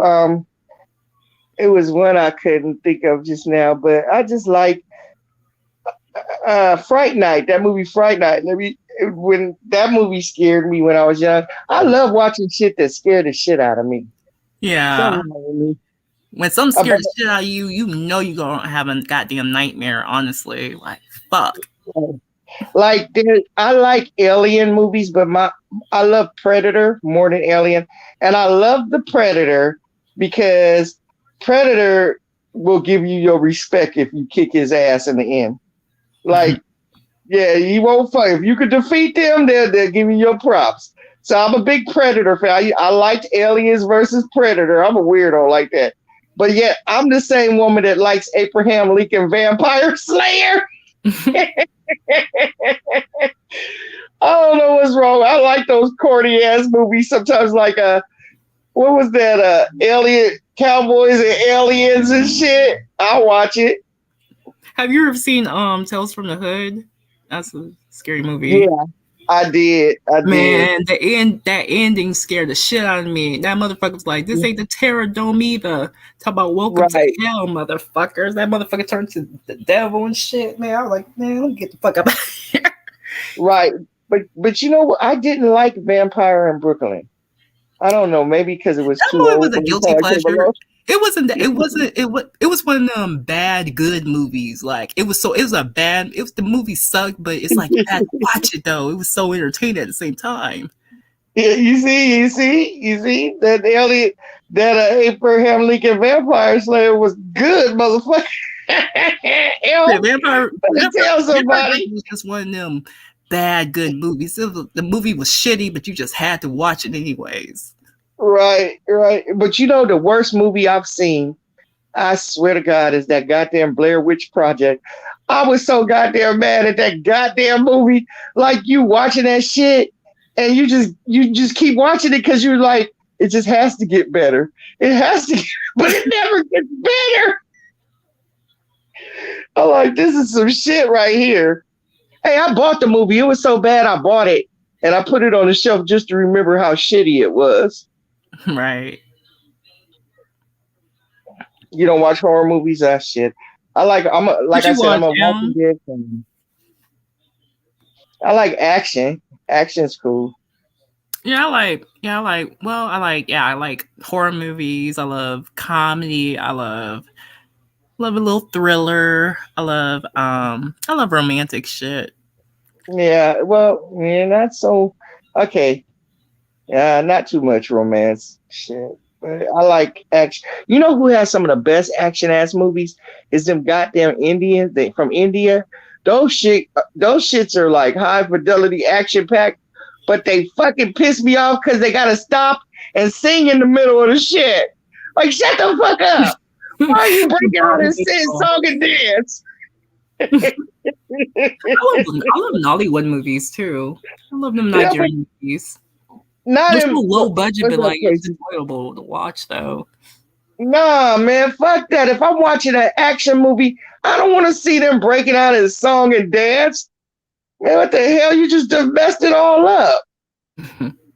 Nollywood loved to sing and dance. I swear. And that music, I don't know, maybe it's a cultural thing, but shut the fuck up. Do you like Nollywood movies? I do if I know it's gonna be that, because they love colors and they love to sing and dance. All I'm saying is I don't want to watch it in an action flick. When there's blood and guts flying and high-speed chases, do not take a song and dance break. You bother me. Yeah, like some of them international movies are really good. Like I'll say this though, the Japanese and Korean, in my opinion, they have the best horror movies. Right. Oh man, because I am those fantasy karate movie fan when they running across the top of trees and shit. I will watch the shit out of I will Netflix that to death. I will binge watch that. Yeah, I love watching. Like I'm so open-minded. Like I enjoy watching things from other countries. Like they got some good shit sometimes. Right, you know they do. They do. Can't understand a goddamn word, but I'll watch it. If the action is good, I will sit up there and watch it. Yeah, like I will love watching Japanese movies, Korean movies. I love watching Nigerian movies. I love watching British stuff. Like I grew up watching British stuff. And the only thing Canadian I grew up watching was like Degrassi. Oh, I remember that show. That's how Drake got his start. Yeah, I remember. Let me think. I love foreign film. In fact, I don't really like our romantic movies, but I'll watch a Korean romance. Don't understand. Have you ever been watching a foreign flick and for a minute you think you understand them motherfuckers? And you be like, wait a minute. You be trying to follow the subtitles and shit, you know? Yeah, You don't understand what they're saying, so you just be reading the subtitles, what the fuck they're trying to say, whatever. Yeah, we're like watching improv through the whole movie. Yeah. But we understand that shit. I love, and also I like the Nigerian movies. They're funny as shit. Yeah, like their shit is so unintentionally funny. Like that's what's the funny part. Like they're not meant to be funny, but certain parts, like it's so unintentionally funny. Yeah, it's like serious. I got into Nigerian movies about 2 years back. I just started watching them suckers. It's always based around somebody poor getting with somebody rich, or somebody extremely poor coming up getting revenge on somebody who has wronged them. But I can see Hollywood stealing a lot of those movies. Oh yeah, they have done that. Like The Grunge, that was originally a Japanese movie, and then they Americanized it with Sarah Michelle Gellar in the movie. Right. Because I've seen the Japanese version as well. Yeah. But those, I forgot what they call them Nigerian movies. I have watched quite a few, and I actually have some favorite actors and actresses in those movies. But I see Hollywood in the future still in some of them plots. I do. Yeah, which is unfortunate, but I guess they're just trying to appeal to the American audience if they try to steal shit from other countries. Right. Just like what's that movie where all the dead people suddenly, it was a TV series, it was a book first, where all the dead people just start coming back, like long dead loved ones. And they just come home one day and they don't realize they've been dead. But it was actually a book written by a black man, but he didn't get any traction in the United States. So they made it a series in Europe and France. And he became big out there. And then they turned it into a series out here. Finally picked up out here after many years. And he said he got the plot to that book because his mother had just died. And he was dreaming, and he said she walked in the kitchen and they were having a full-blown conversation. She was answering his questions. It was like she was really there. So he came up with that book, but it didn't do shit here until after it got famous everywhere else. Crazy, yeah. Wow, that's crazy. Yeah. Well, it happens like that all the time. Like we probably thought Janet Jackson wasn't doing shit anymore about a couple years ago, but she was famous in other countries. She was still the shit there. She just wasn't control shit here anymore, you know? Yeah, like with Tina Turner, you know, when she got the fuck away from Ike, you know, she wasn't shown love in this country, so she had to go elsewhere to get love. Right, like Josephine Baker. Shit. Yeah, a lot of Black Americans that are stars. Josephine Baker, she wasn't as big here as she was over there in Paris, you know? They loved her in Paris. And like back in the days, like a lot of African American artists, they moved to Paris for a better life, really. Oh, yes. Oh, just like after World War II. Yeah. Hitler offered the black men, yeah, you can stay here, but I'll have to sterilize you. But after the war, those the Germans were so grateful to all Americans for helping them, the oppressed Germans, that a lot of black men decided to stay in Germany. And that's why, unbeknownst to a lot of people, Germany has a very big black population. Yeah, because they're a product of the German women and the African American men. Yeah, like why would you come back here to Jim Crow after our men went over there to fight an army because of the oppression that they were putting against people from Poland and Jews and all this.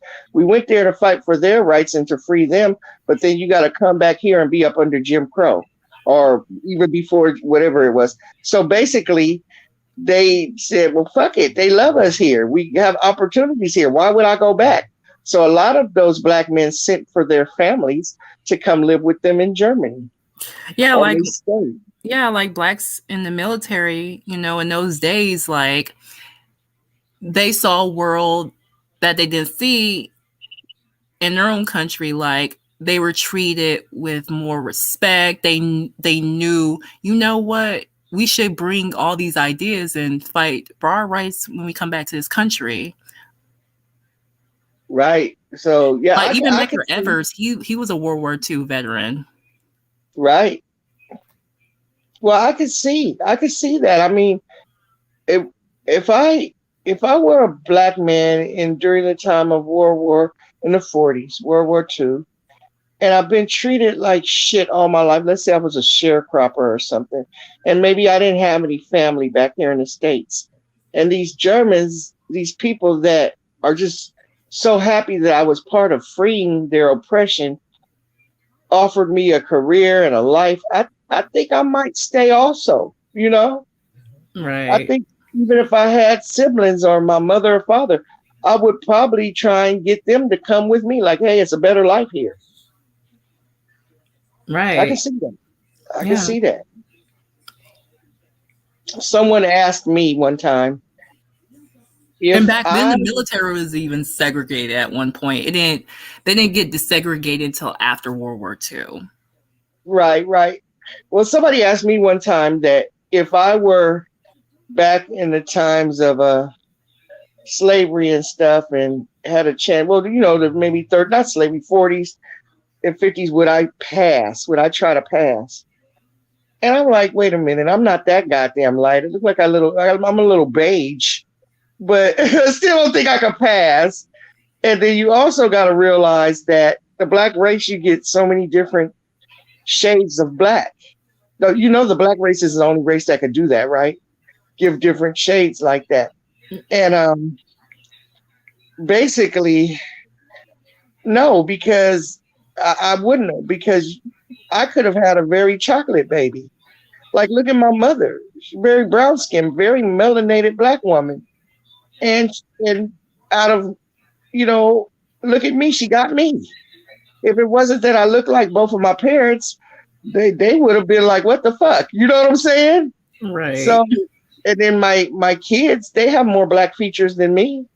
I mean, my daughter, she has green eyes, but she has you can tell she's a little black girl. And it's just, I don't think I would have taken the chance of passing. Now, in my family, somebody did do it one time in the 50s. A older cousin of mine, he went off. He had one of them Creole boys. He had the green eyes and straight brown hair, and he was pale. He was really white looking, and he just disappeared one day. He went off with a white woman, but they had a baby, and they say what happened was one night they got a knock at the door. He showed up at the door with a little black baby. They gave him that little black baby and sent his ass on his way back to his peoples. He was passing. Yeah, So, and a lot of them used to do that back in the days. Like if they were really like high yellow, they would try to pass for white. like I don't. And I always tell people, I'm like, I may be light, but I don't look white. I don't look white. I'm not gonna claim that. I may not have stereotypical black features, like maybe fuller lips or fuller nose, but god damn it, I don't look white. Fuck you. I can take the are you Samoan or are you Hawaiian from New Zealand? I can take all that, but I don't look white, and fuck you for thinking that. Girl, I used to have a few people in my lifetime ask me, am I mixed? I'm like, no, I'm just black. I don't know Well, why they see, thought I was mixed. it always bothered me because I was the only little yellow heifer. And so when I was little, I wanted to be chocolate like the rest of my family.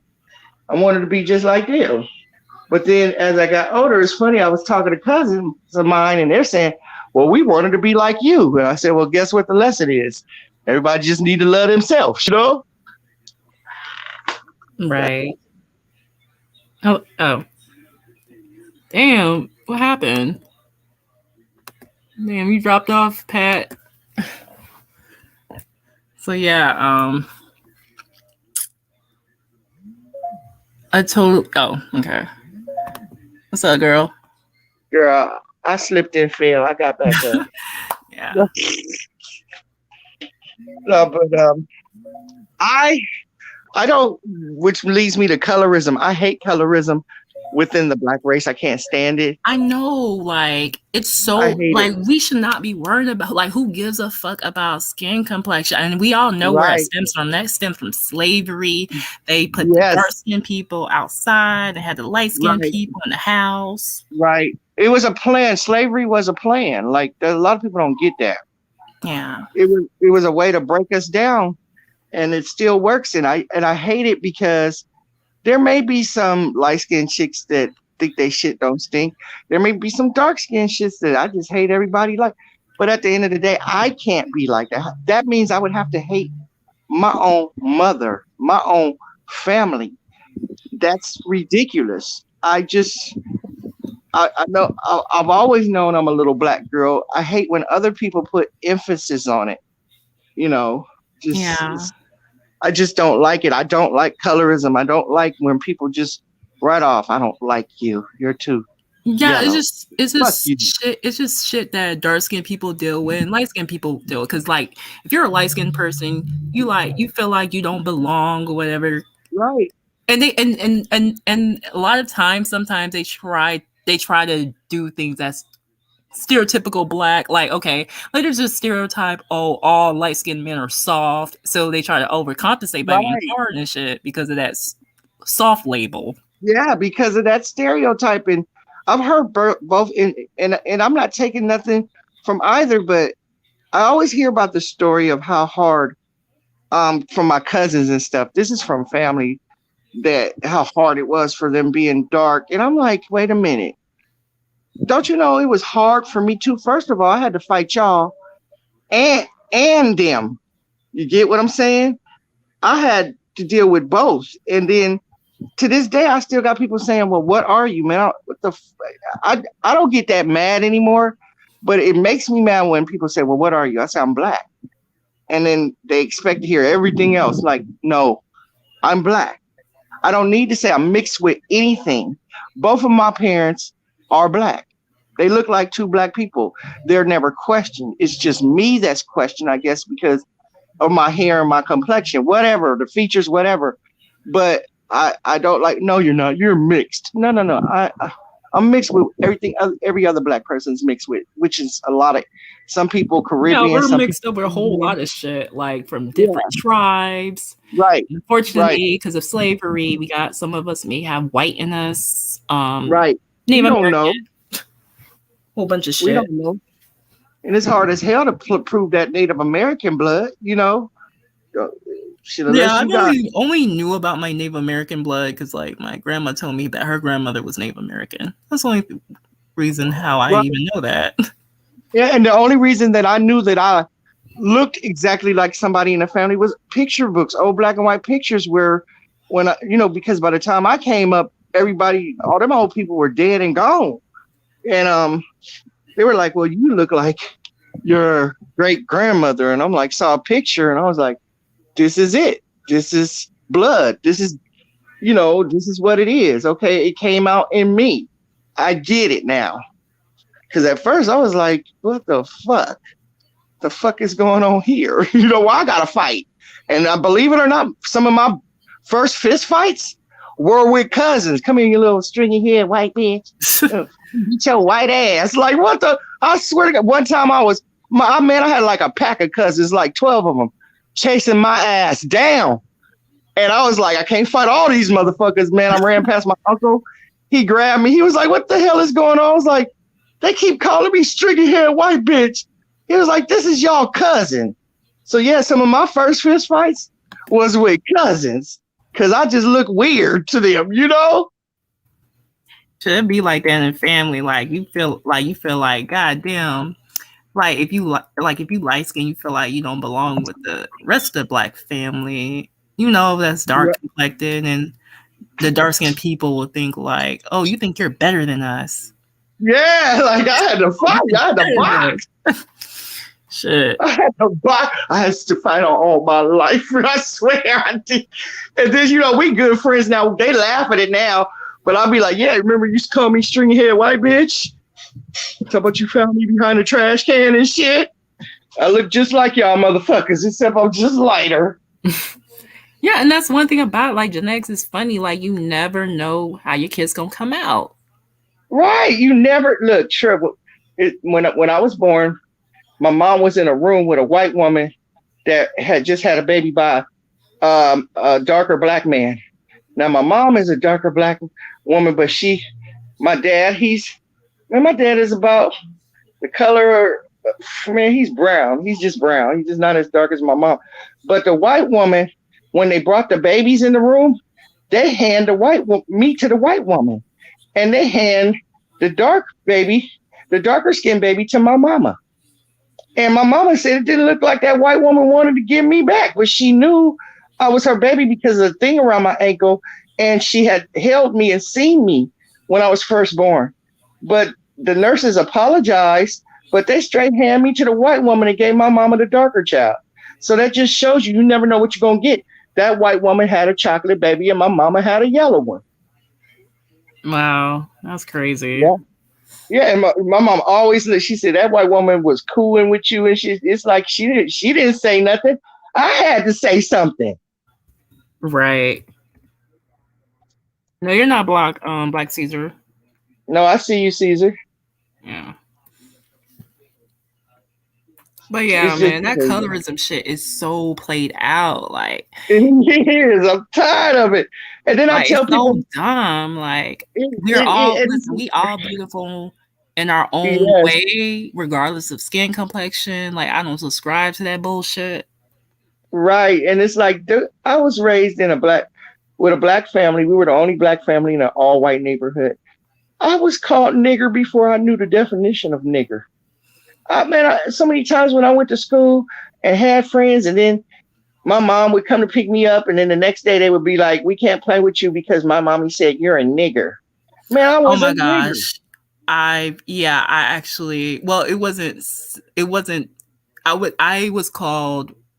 wasn't called basically, yeah, there was an incident where I hung out with this white girl, and so she wanted me to come to her house, and her father just looked at me and just distaste and stuff.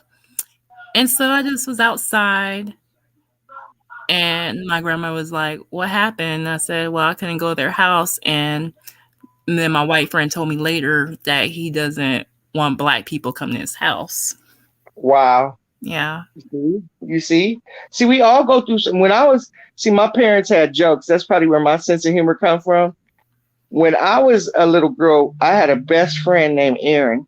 She lived down the block from us. White girl, blonde hair, blue eyes, typical little white girl. I used to go up in their house, and they had swastikas on the wall, straight up swastikas.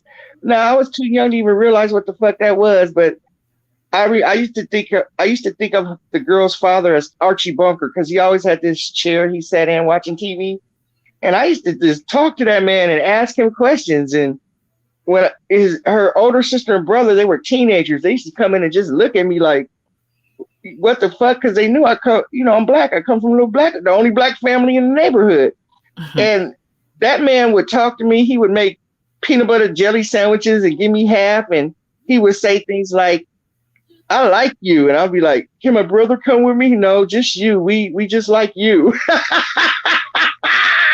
Straight up swastika on the wall, racist. And then when I grew up, I thought about that one day. I was like, why did y'all used to send me down there to that KKK man house? What was wrong with it? They were like, it was funny. What the fuck? It was funny. You had a little black girl in his house, and he tolerated you, but I never stopped you from going there. I was like, y'all cold, man. Y'all got jokes. Just sit me up in the middle. I'll tell you what annoys me. I can't stand these fucking Confederate flaggers. Like, you guys lost the fucking war. Like, move the fuck on. Like, y'all look stupid even waving those goddamn flags. Y'all lost. Get over it. Yep. I'm torn about that, Hardy, because it's like this. If you kill the history, you're deemed to repeat it in the future. Just like they're trying to kill off great movies like Gone with the Wind because of Hattie McDaniel. Now, if you kill that movie off like they've been doing, you lose Hattie McDaniel being the first Black woman to ever receive whatever that award is. We can't do that with everything. It's their heritage. They lost the fucking war. But you can't kill off history because it's gonna happen again if they keep doing that.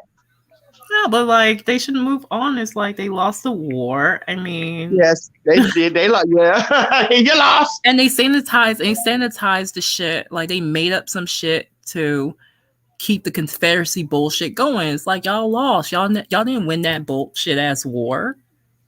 Man, did you see? There are modern day Black Confederacy people that dress up like that and everything. Have you seen them? And crazy I'm sure they were forced into doing that. I mean, that's all they known. I mean, yeah, but when you ask them about it, they'll say it's our heritage. And I'm just like, when I saw them reenacting them goddamn scenes and they were shooting off them fake little guns and shit, musket guns, I was like, what the fuck, y'all? And they were like, that's our heritage. Oh, okay. All right now. Y'all go on and have fun.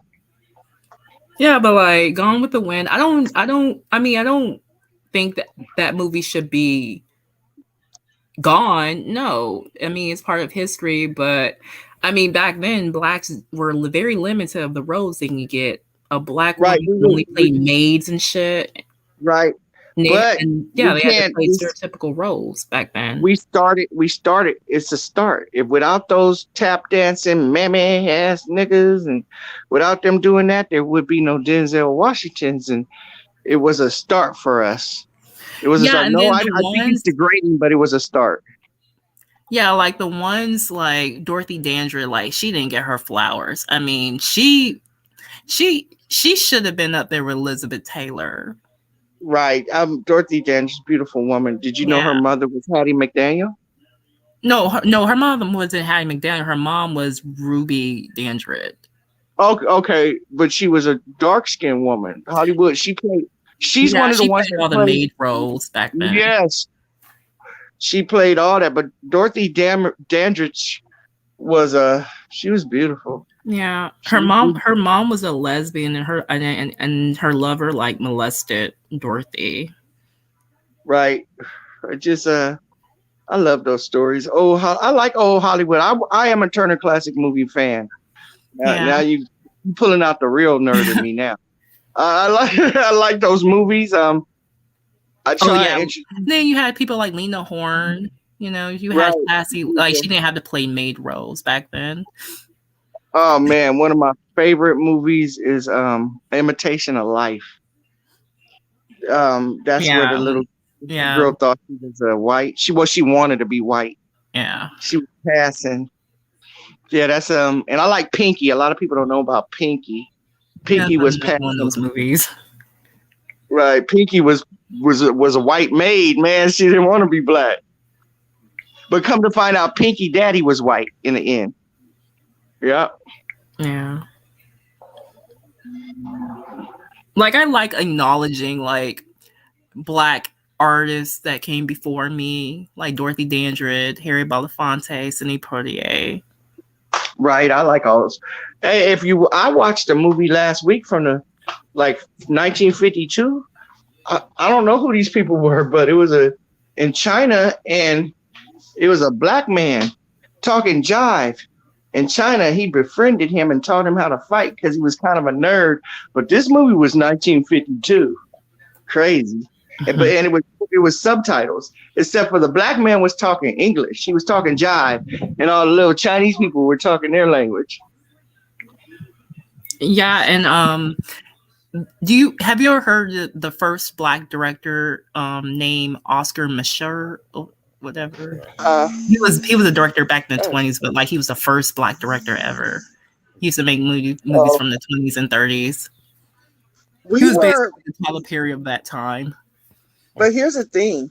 a lot of people don't realize before we were doing better and bigger things on stage in the beginning of cinema. We had whole productions and movies. It's just somewhere around that time we became maids and butlers, tap dancing, and a lot of them black people was playing blackface too with white stuff around the goddamn lips.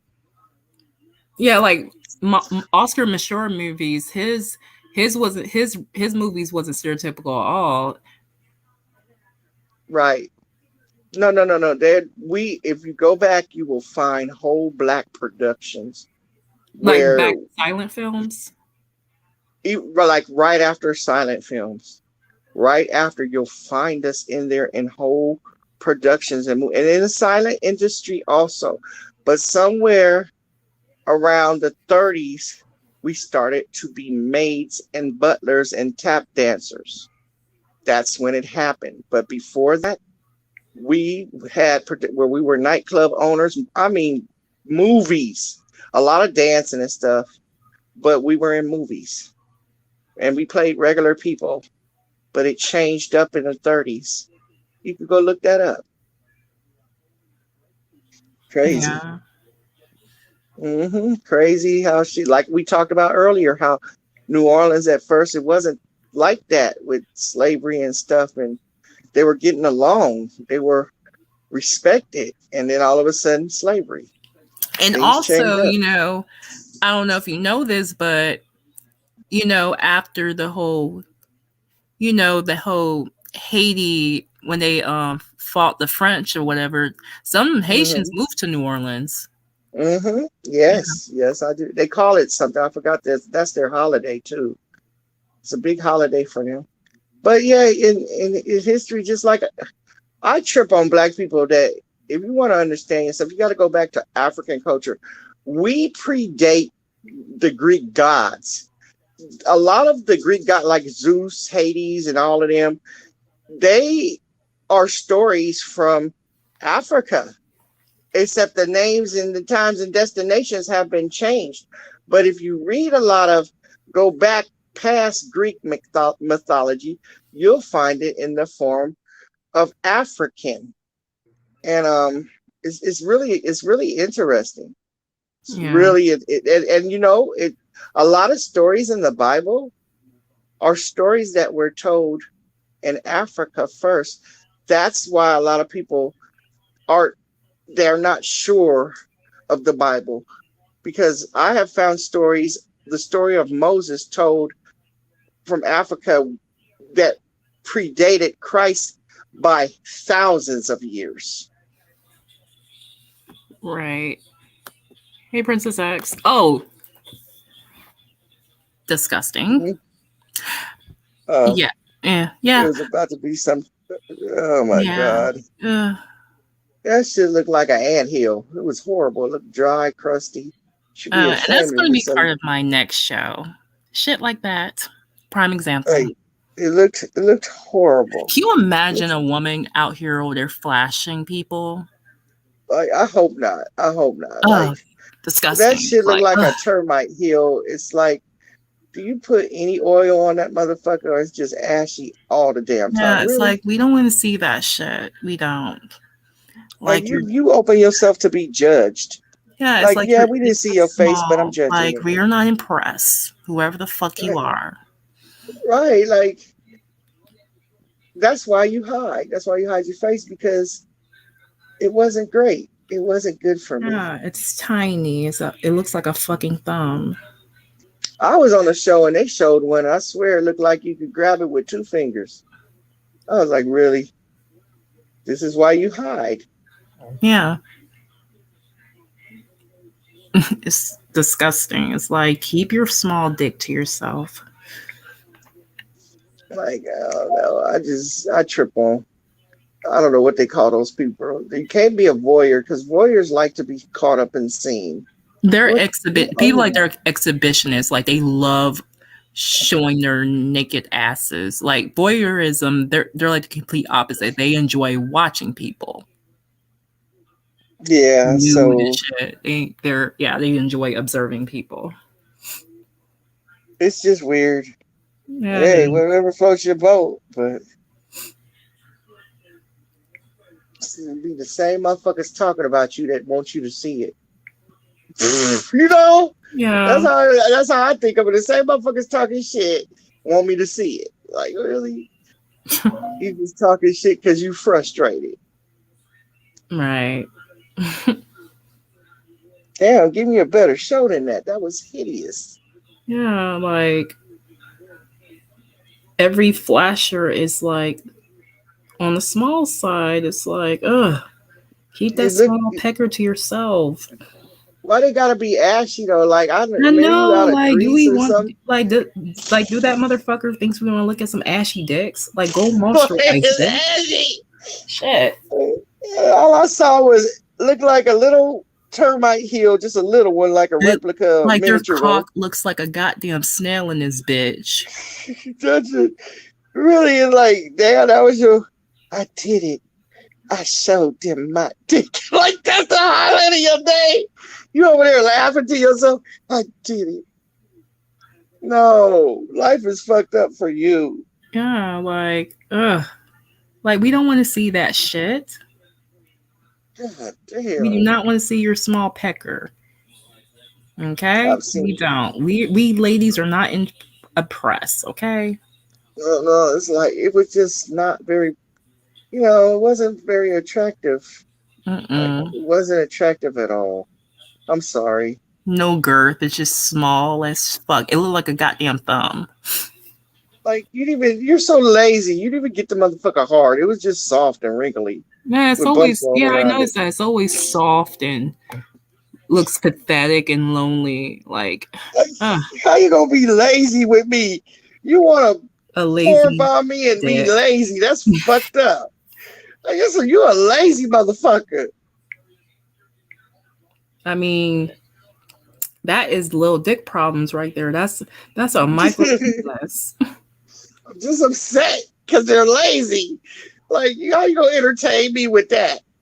The fuck, you could have slapped it And they around make a sure to little hide bit. their face because I know they're ashamed of their little pecker.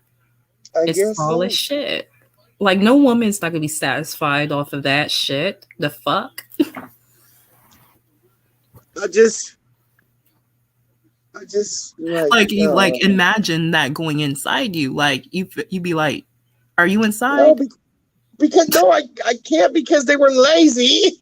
And You're like, it oh, looked like they are just you got out inside of a yet? And they're cold like, yeah. shower. I'm like, oh, well, I don't feel shit. I'm just disappointed, man. You're gonna have to do better next time.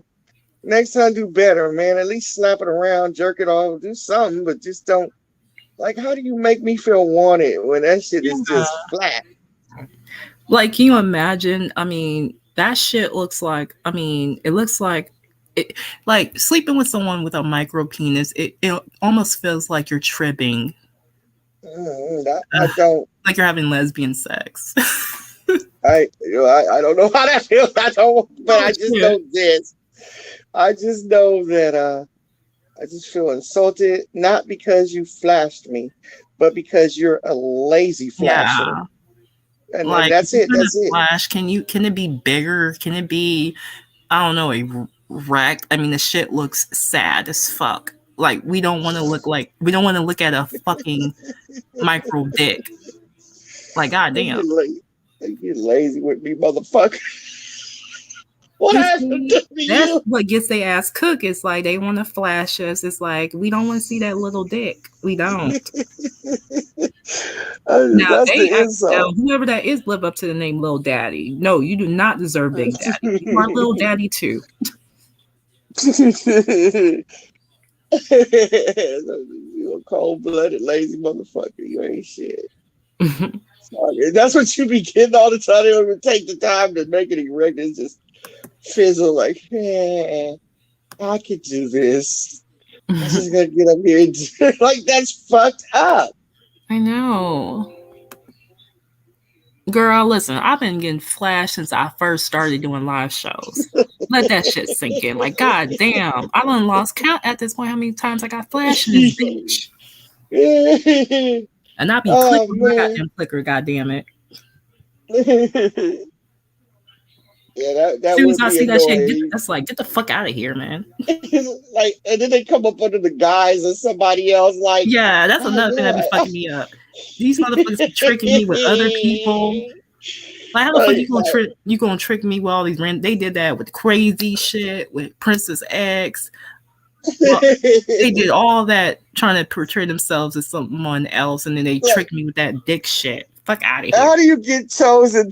How did Princess X get chosen? That's what I'm saying. Princess X to deliver this. They're tricking me.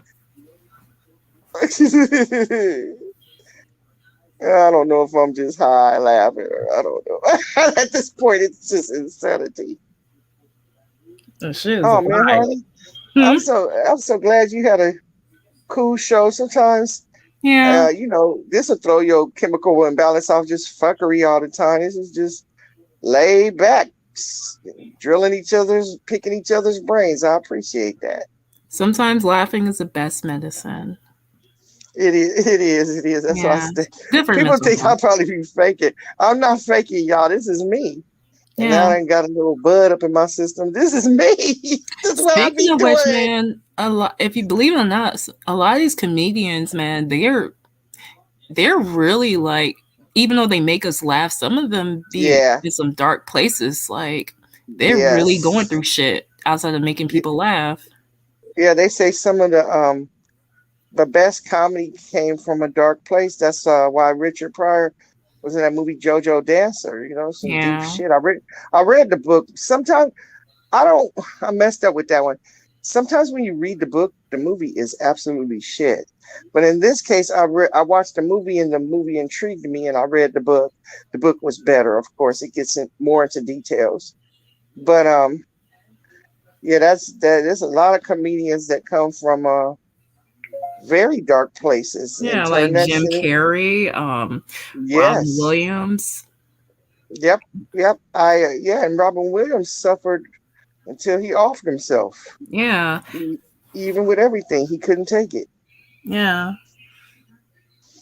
Like, you think you want everything. And stuff. Like, I grew up watching Aladdin, Jumanji. Like, I grew up watching this man. Mrs. Doubtfire. Yep, there's the Awakenings. I miss Robin Williams, man. Yeah, I cried when I found out he passed away and offed himself. Like, fuck, man. I felt like I lost a family member because I grew up on this man's shit as a child. Well, I wanted to see where he stemmed from, and I saw the comedy, but then I saw clips of that show, Mork and Mindy. It was kind of corny to me, but I guess for the times, it was funny. But for my time, it was corny, Yeah. Like, oh man, yesterday I tested my kids, and I don't know who was talking about. On Kevin Smith show, and so I tested my kids real fast, and I said, go find me a Will Smith rap song. And they were like, what? Like, my kids don't even know Will Smith was a rapper first. Yeah, I did. He was always actor. Well, it's a new generation. One that just turned 16 and one at 11. They did not know Will Smith was a rapper. They just always assumed he was an actor. Yep, you gotta start rapping. And he had his own show, Fresh Prince of Bel-Air. Then he became a big time movie star with being in Independence Day. And then, hey. Like, that's, like about maybe a year ago, at a garage sale, I came up on an old school record player with the speakers because I knew that from my sister and my parents, they had records somewhere in the house, and I was like, I'm gonna get this and play this music. And then I found an old record shop, and they had NWA on records and shit. And my kids, when I brought it in the house, they were like, what the hell is that? I was like, hold up, I gotta figure it out my damn self too, Right. Then I showed them a CD man, like instead of the Walkman, a CD one, and I was laughing at them trying to figure it out. And an old phone, I was laughing while they were trying to figure it out. I was like, yeah, getting pretty old here. Even though I'm not old, you feel old when your kids don't know what the fuck shit is you trying to show them, you know? Yeah, even though I had my B day, man, I still feel the same. You would have to point that out, B, and see. You know what? I Shit, promise I don't you. age. Like, I really don't age at all. Like, I still look the same facially Well, wise. so I yeah, still got the baby face look. some people don't. I just went up and down in weight at one point. It's like after the babies, after the kids, I lost the weight real fast after my daughter, but I got super big after my son. And then when he was like 4 years old, I kept saying, "Yeah, I'm gonna lose the baby fat." What the fuck? The baby almost 5. What the fuck are you talking about? Making excuses, develop bad eating habits because of work, just eating out them damn vending machines and shit. I didn't want to get diabetes and shit. So about 2 years ago, I went back on my to I what it was I got older, but I played basketball in high school, and you know how athletes are. You can eat, don't gain no goddamn weight, but when you stop being active like that, you blow the fuck up. That's what happened. Yeah. So I had to. Then I'm an asthmatic, so I don't need extra weight on me. And then when I went to the doctor for a physical, that motherfucker scared me talking about you don't have diabetes, but you can get diabetes. And so I went home and looked up what really came with diabetes, and I was like, holy shit, losing limbs, you got me fucked up. Yeah. I can But imagine. yeah, I didn't know you could lose limbs and shit. Like, really?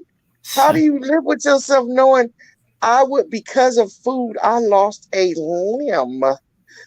So yeah, I went on this. All I did was cut sugar and soda out my diet.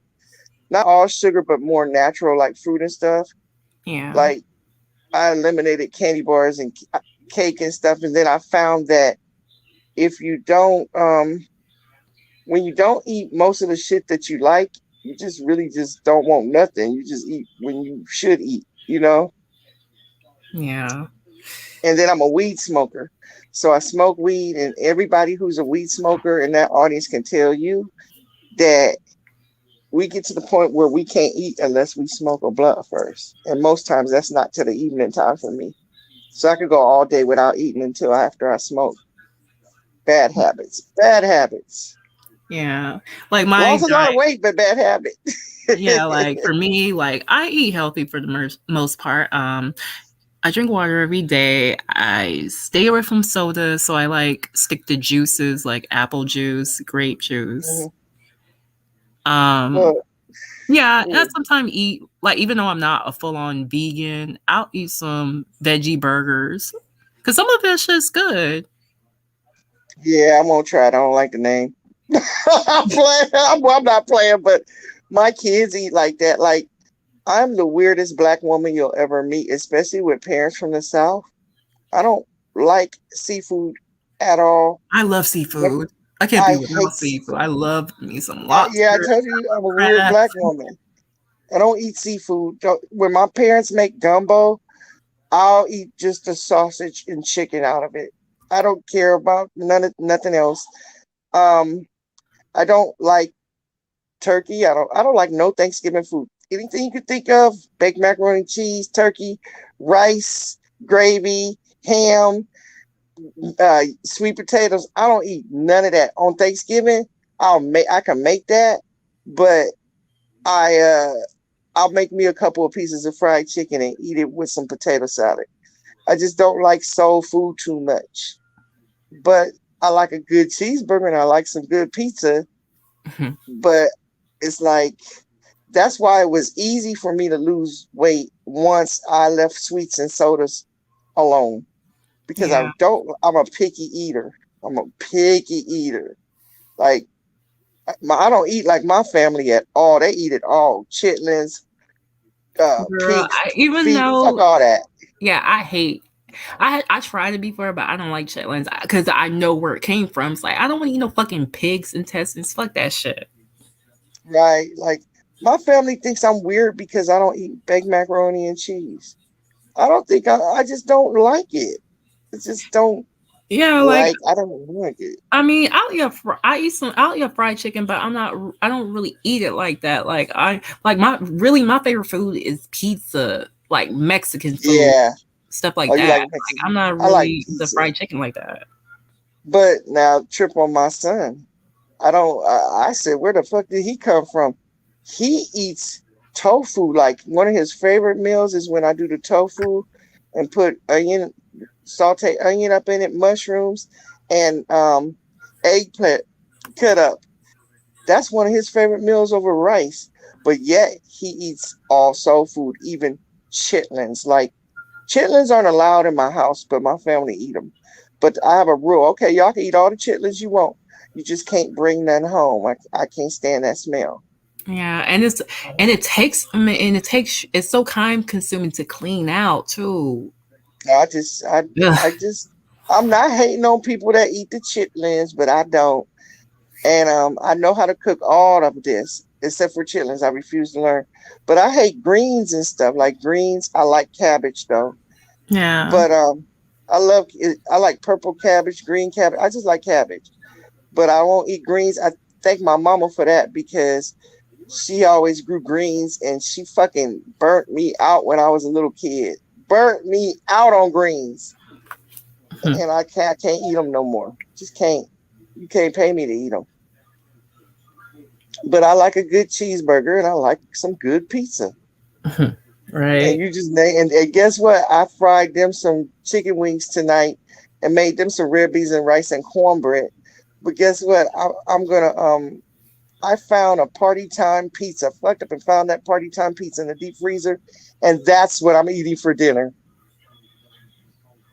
Right. Crazy, crazy. I'm gonna tell you, like the best frozen pizza, hands down, would happen to be DiGiorno. You damn right. Have you tried that croissant crust one No, I never tried that. and that pan pizza? The pan pizza is the best by DiGiorno, but the croissant one is pretty damn good. It's like a pizza on croissant. Like if you like croissants, it's a pizza on a croissant. But See, I would have to DiGiorno is try the that. best. But it's the second best to me. I like DiGiorno, but I like those cheap ass 99-cent store party time pizzas. I don't care. I love them. You have to have good teeth to eat them. Now, don't eat them if you don't have good teeth now. They're kind of rough. But that's why I like them because they crunchy and they rough. You got to fight with them motherfuckers, but I love them. Right. Yeah, Oh, you like BSB, a I good love steak? steak and ribs. Yeah, I love that. Love, yeah. But I don't like beef ribs. I don't know why. I don't know why I've tried. I just don't like anybody's beef ribs, but I like a good pork rib. White meat pork. I don't eat any pork unless it's white meat. Like I only eat center cut pork chops. It has to be white meat. It has to be the white meat rib. I don't like dark pork. Right. Yeah. I know a lot of people like light dark pork. Yes, there's dark pork and there's light pork. I like white pork, Mhm. but I eat pork. Fuck it. Right. And I don't buy bacon because that's my favorite meat in the whole wide world, so I don't even buy it. Girl, I can't get over like that. To me is a bad combination. You ever seen them putting bacon in ice cream? That is so disgusting. Oh yuck! Oh, yeah. Yes, yes. It's just man. I didn't eat bacon for about 5 years because now I don't drink, but I will go out with friends sometimes to nice bars and stuff.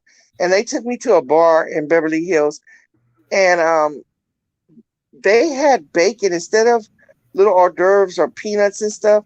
They had trays of bacon, just passing that shit around. And I looked at, and I just got disgusted by seeing all that damn bacon. Dang. And I didn't eat bacon for about 5 years because of that. Yeah, like I like bacon, but hell no, I don't like it that much to the point I'm gonna eat it with some fucking ice cream. No, fuck that. No, that's No, no.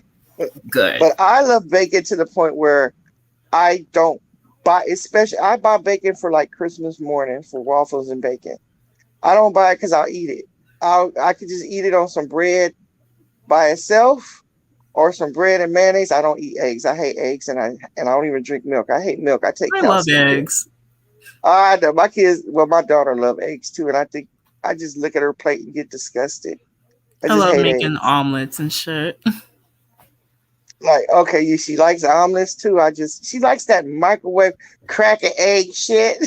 I think it's disgusting, but it's weird. But yeah, so I don't know.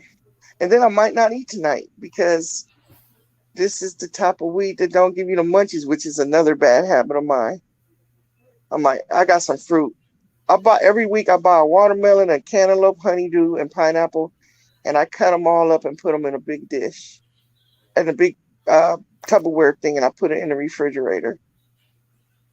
Ralph is here. Hey, Clout Chaser. Hi, Ralph. What's Ralph, good? you've been very bad. I saw what you did, Ralph, and that wasn't nice at all. But have at it, to each their own. Girl, we just out here talking about food, and hey, I'm a foodie, so I can talk about food all day. Yeah, that's how I was like, let me stop this conversation. You always it's make like me hungry, girl. I'm trying to get hungry. I was like, I'm trying to get hungry. Like, I had like 5 bottles of water today, some ice water.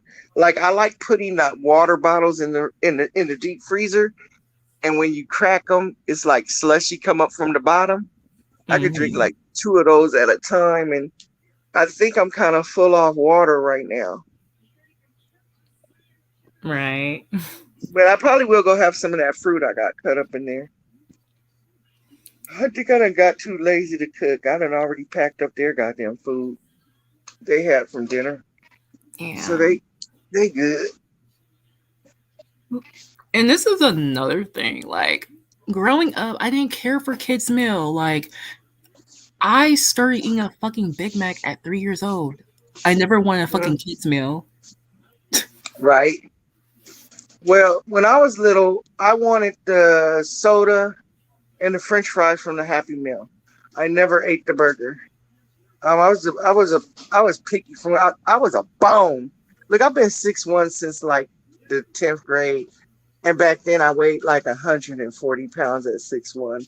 I was a bone. Yeah, and Imagine that. I'm 5'9".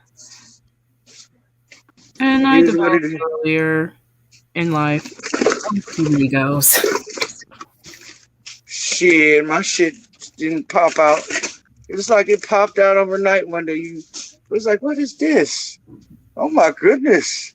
It was like I got more cushion. Wait a minute. What are these things in the front? And then you're like, wait a minute, I just hit my hip on the wall. What the fuck? Like, I wasn't paying attention. It was just there one day. Right. I didn't want breasts and stuff because I wanted to play basketball, and breasts got in the way. So I remember me and my little sister used to stand in front of the mirror, and she was like, I want these big old titties. And I say, yeah, I want hooks. I want little hooks. And she cursed me because she got the hooks and I got the breasts. Ain't that a bitch? Yeah, like when I went through puberty, I started growing breasts first and then got my period. And Right. It was kind of awkward because I still had a mind of a child, but I was developing at an early age. Oh, you do. See, I was late for the party on every motherfucking thing. I was. I can't even lie, man. I was just late for the party. Fuck it. I got there, but it wasn't. It didn't come fast. I had to watch my daughter pow out. Like, wait a minute, hold up, wait a minute, nah. Then when you like, don't keep walking, don't look back don't you look back? I'll beat your ass.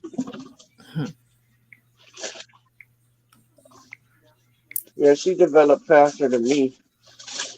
Yeah. Even down to the menstrual cycle, man.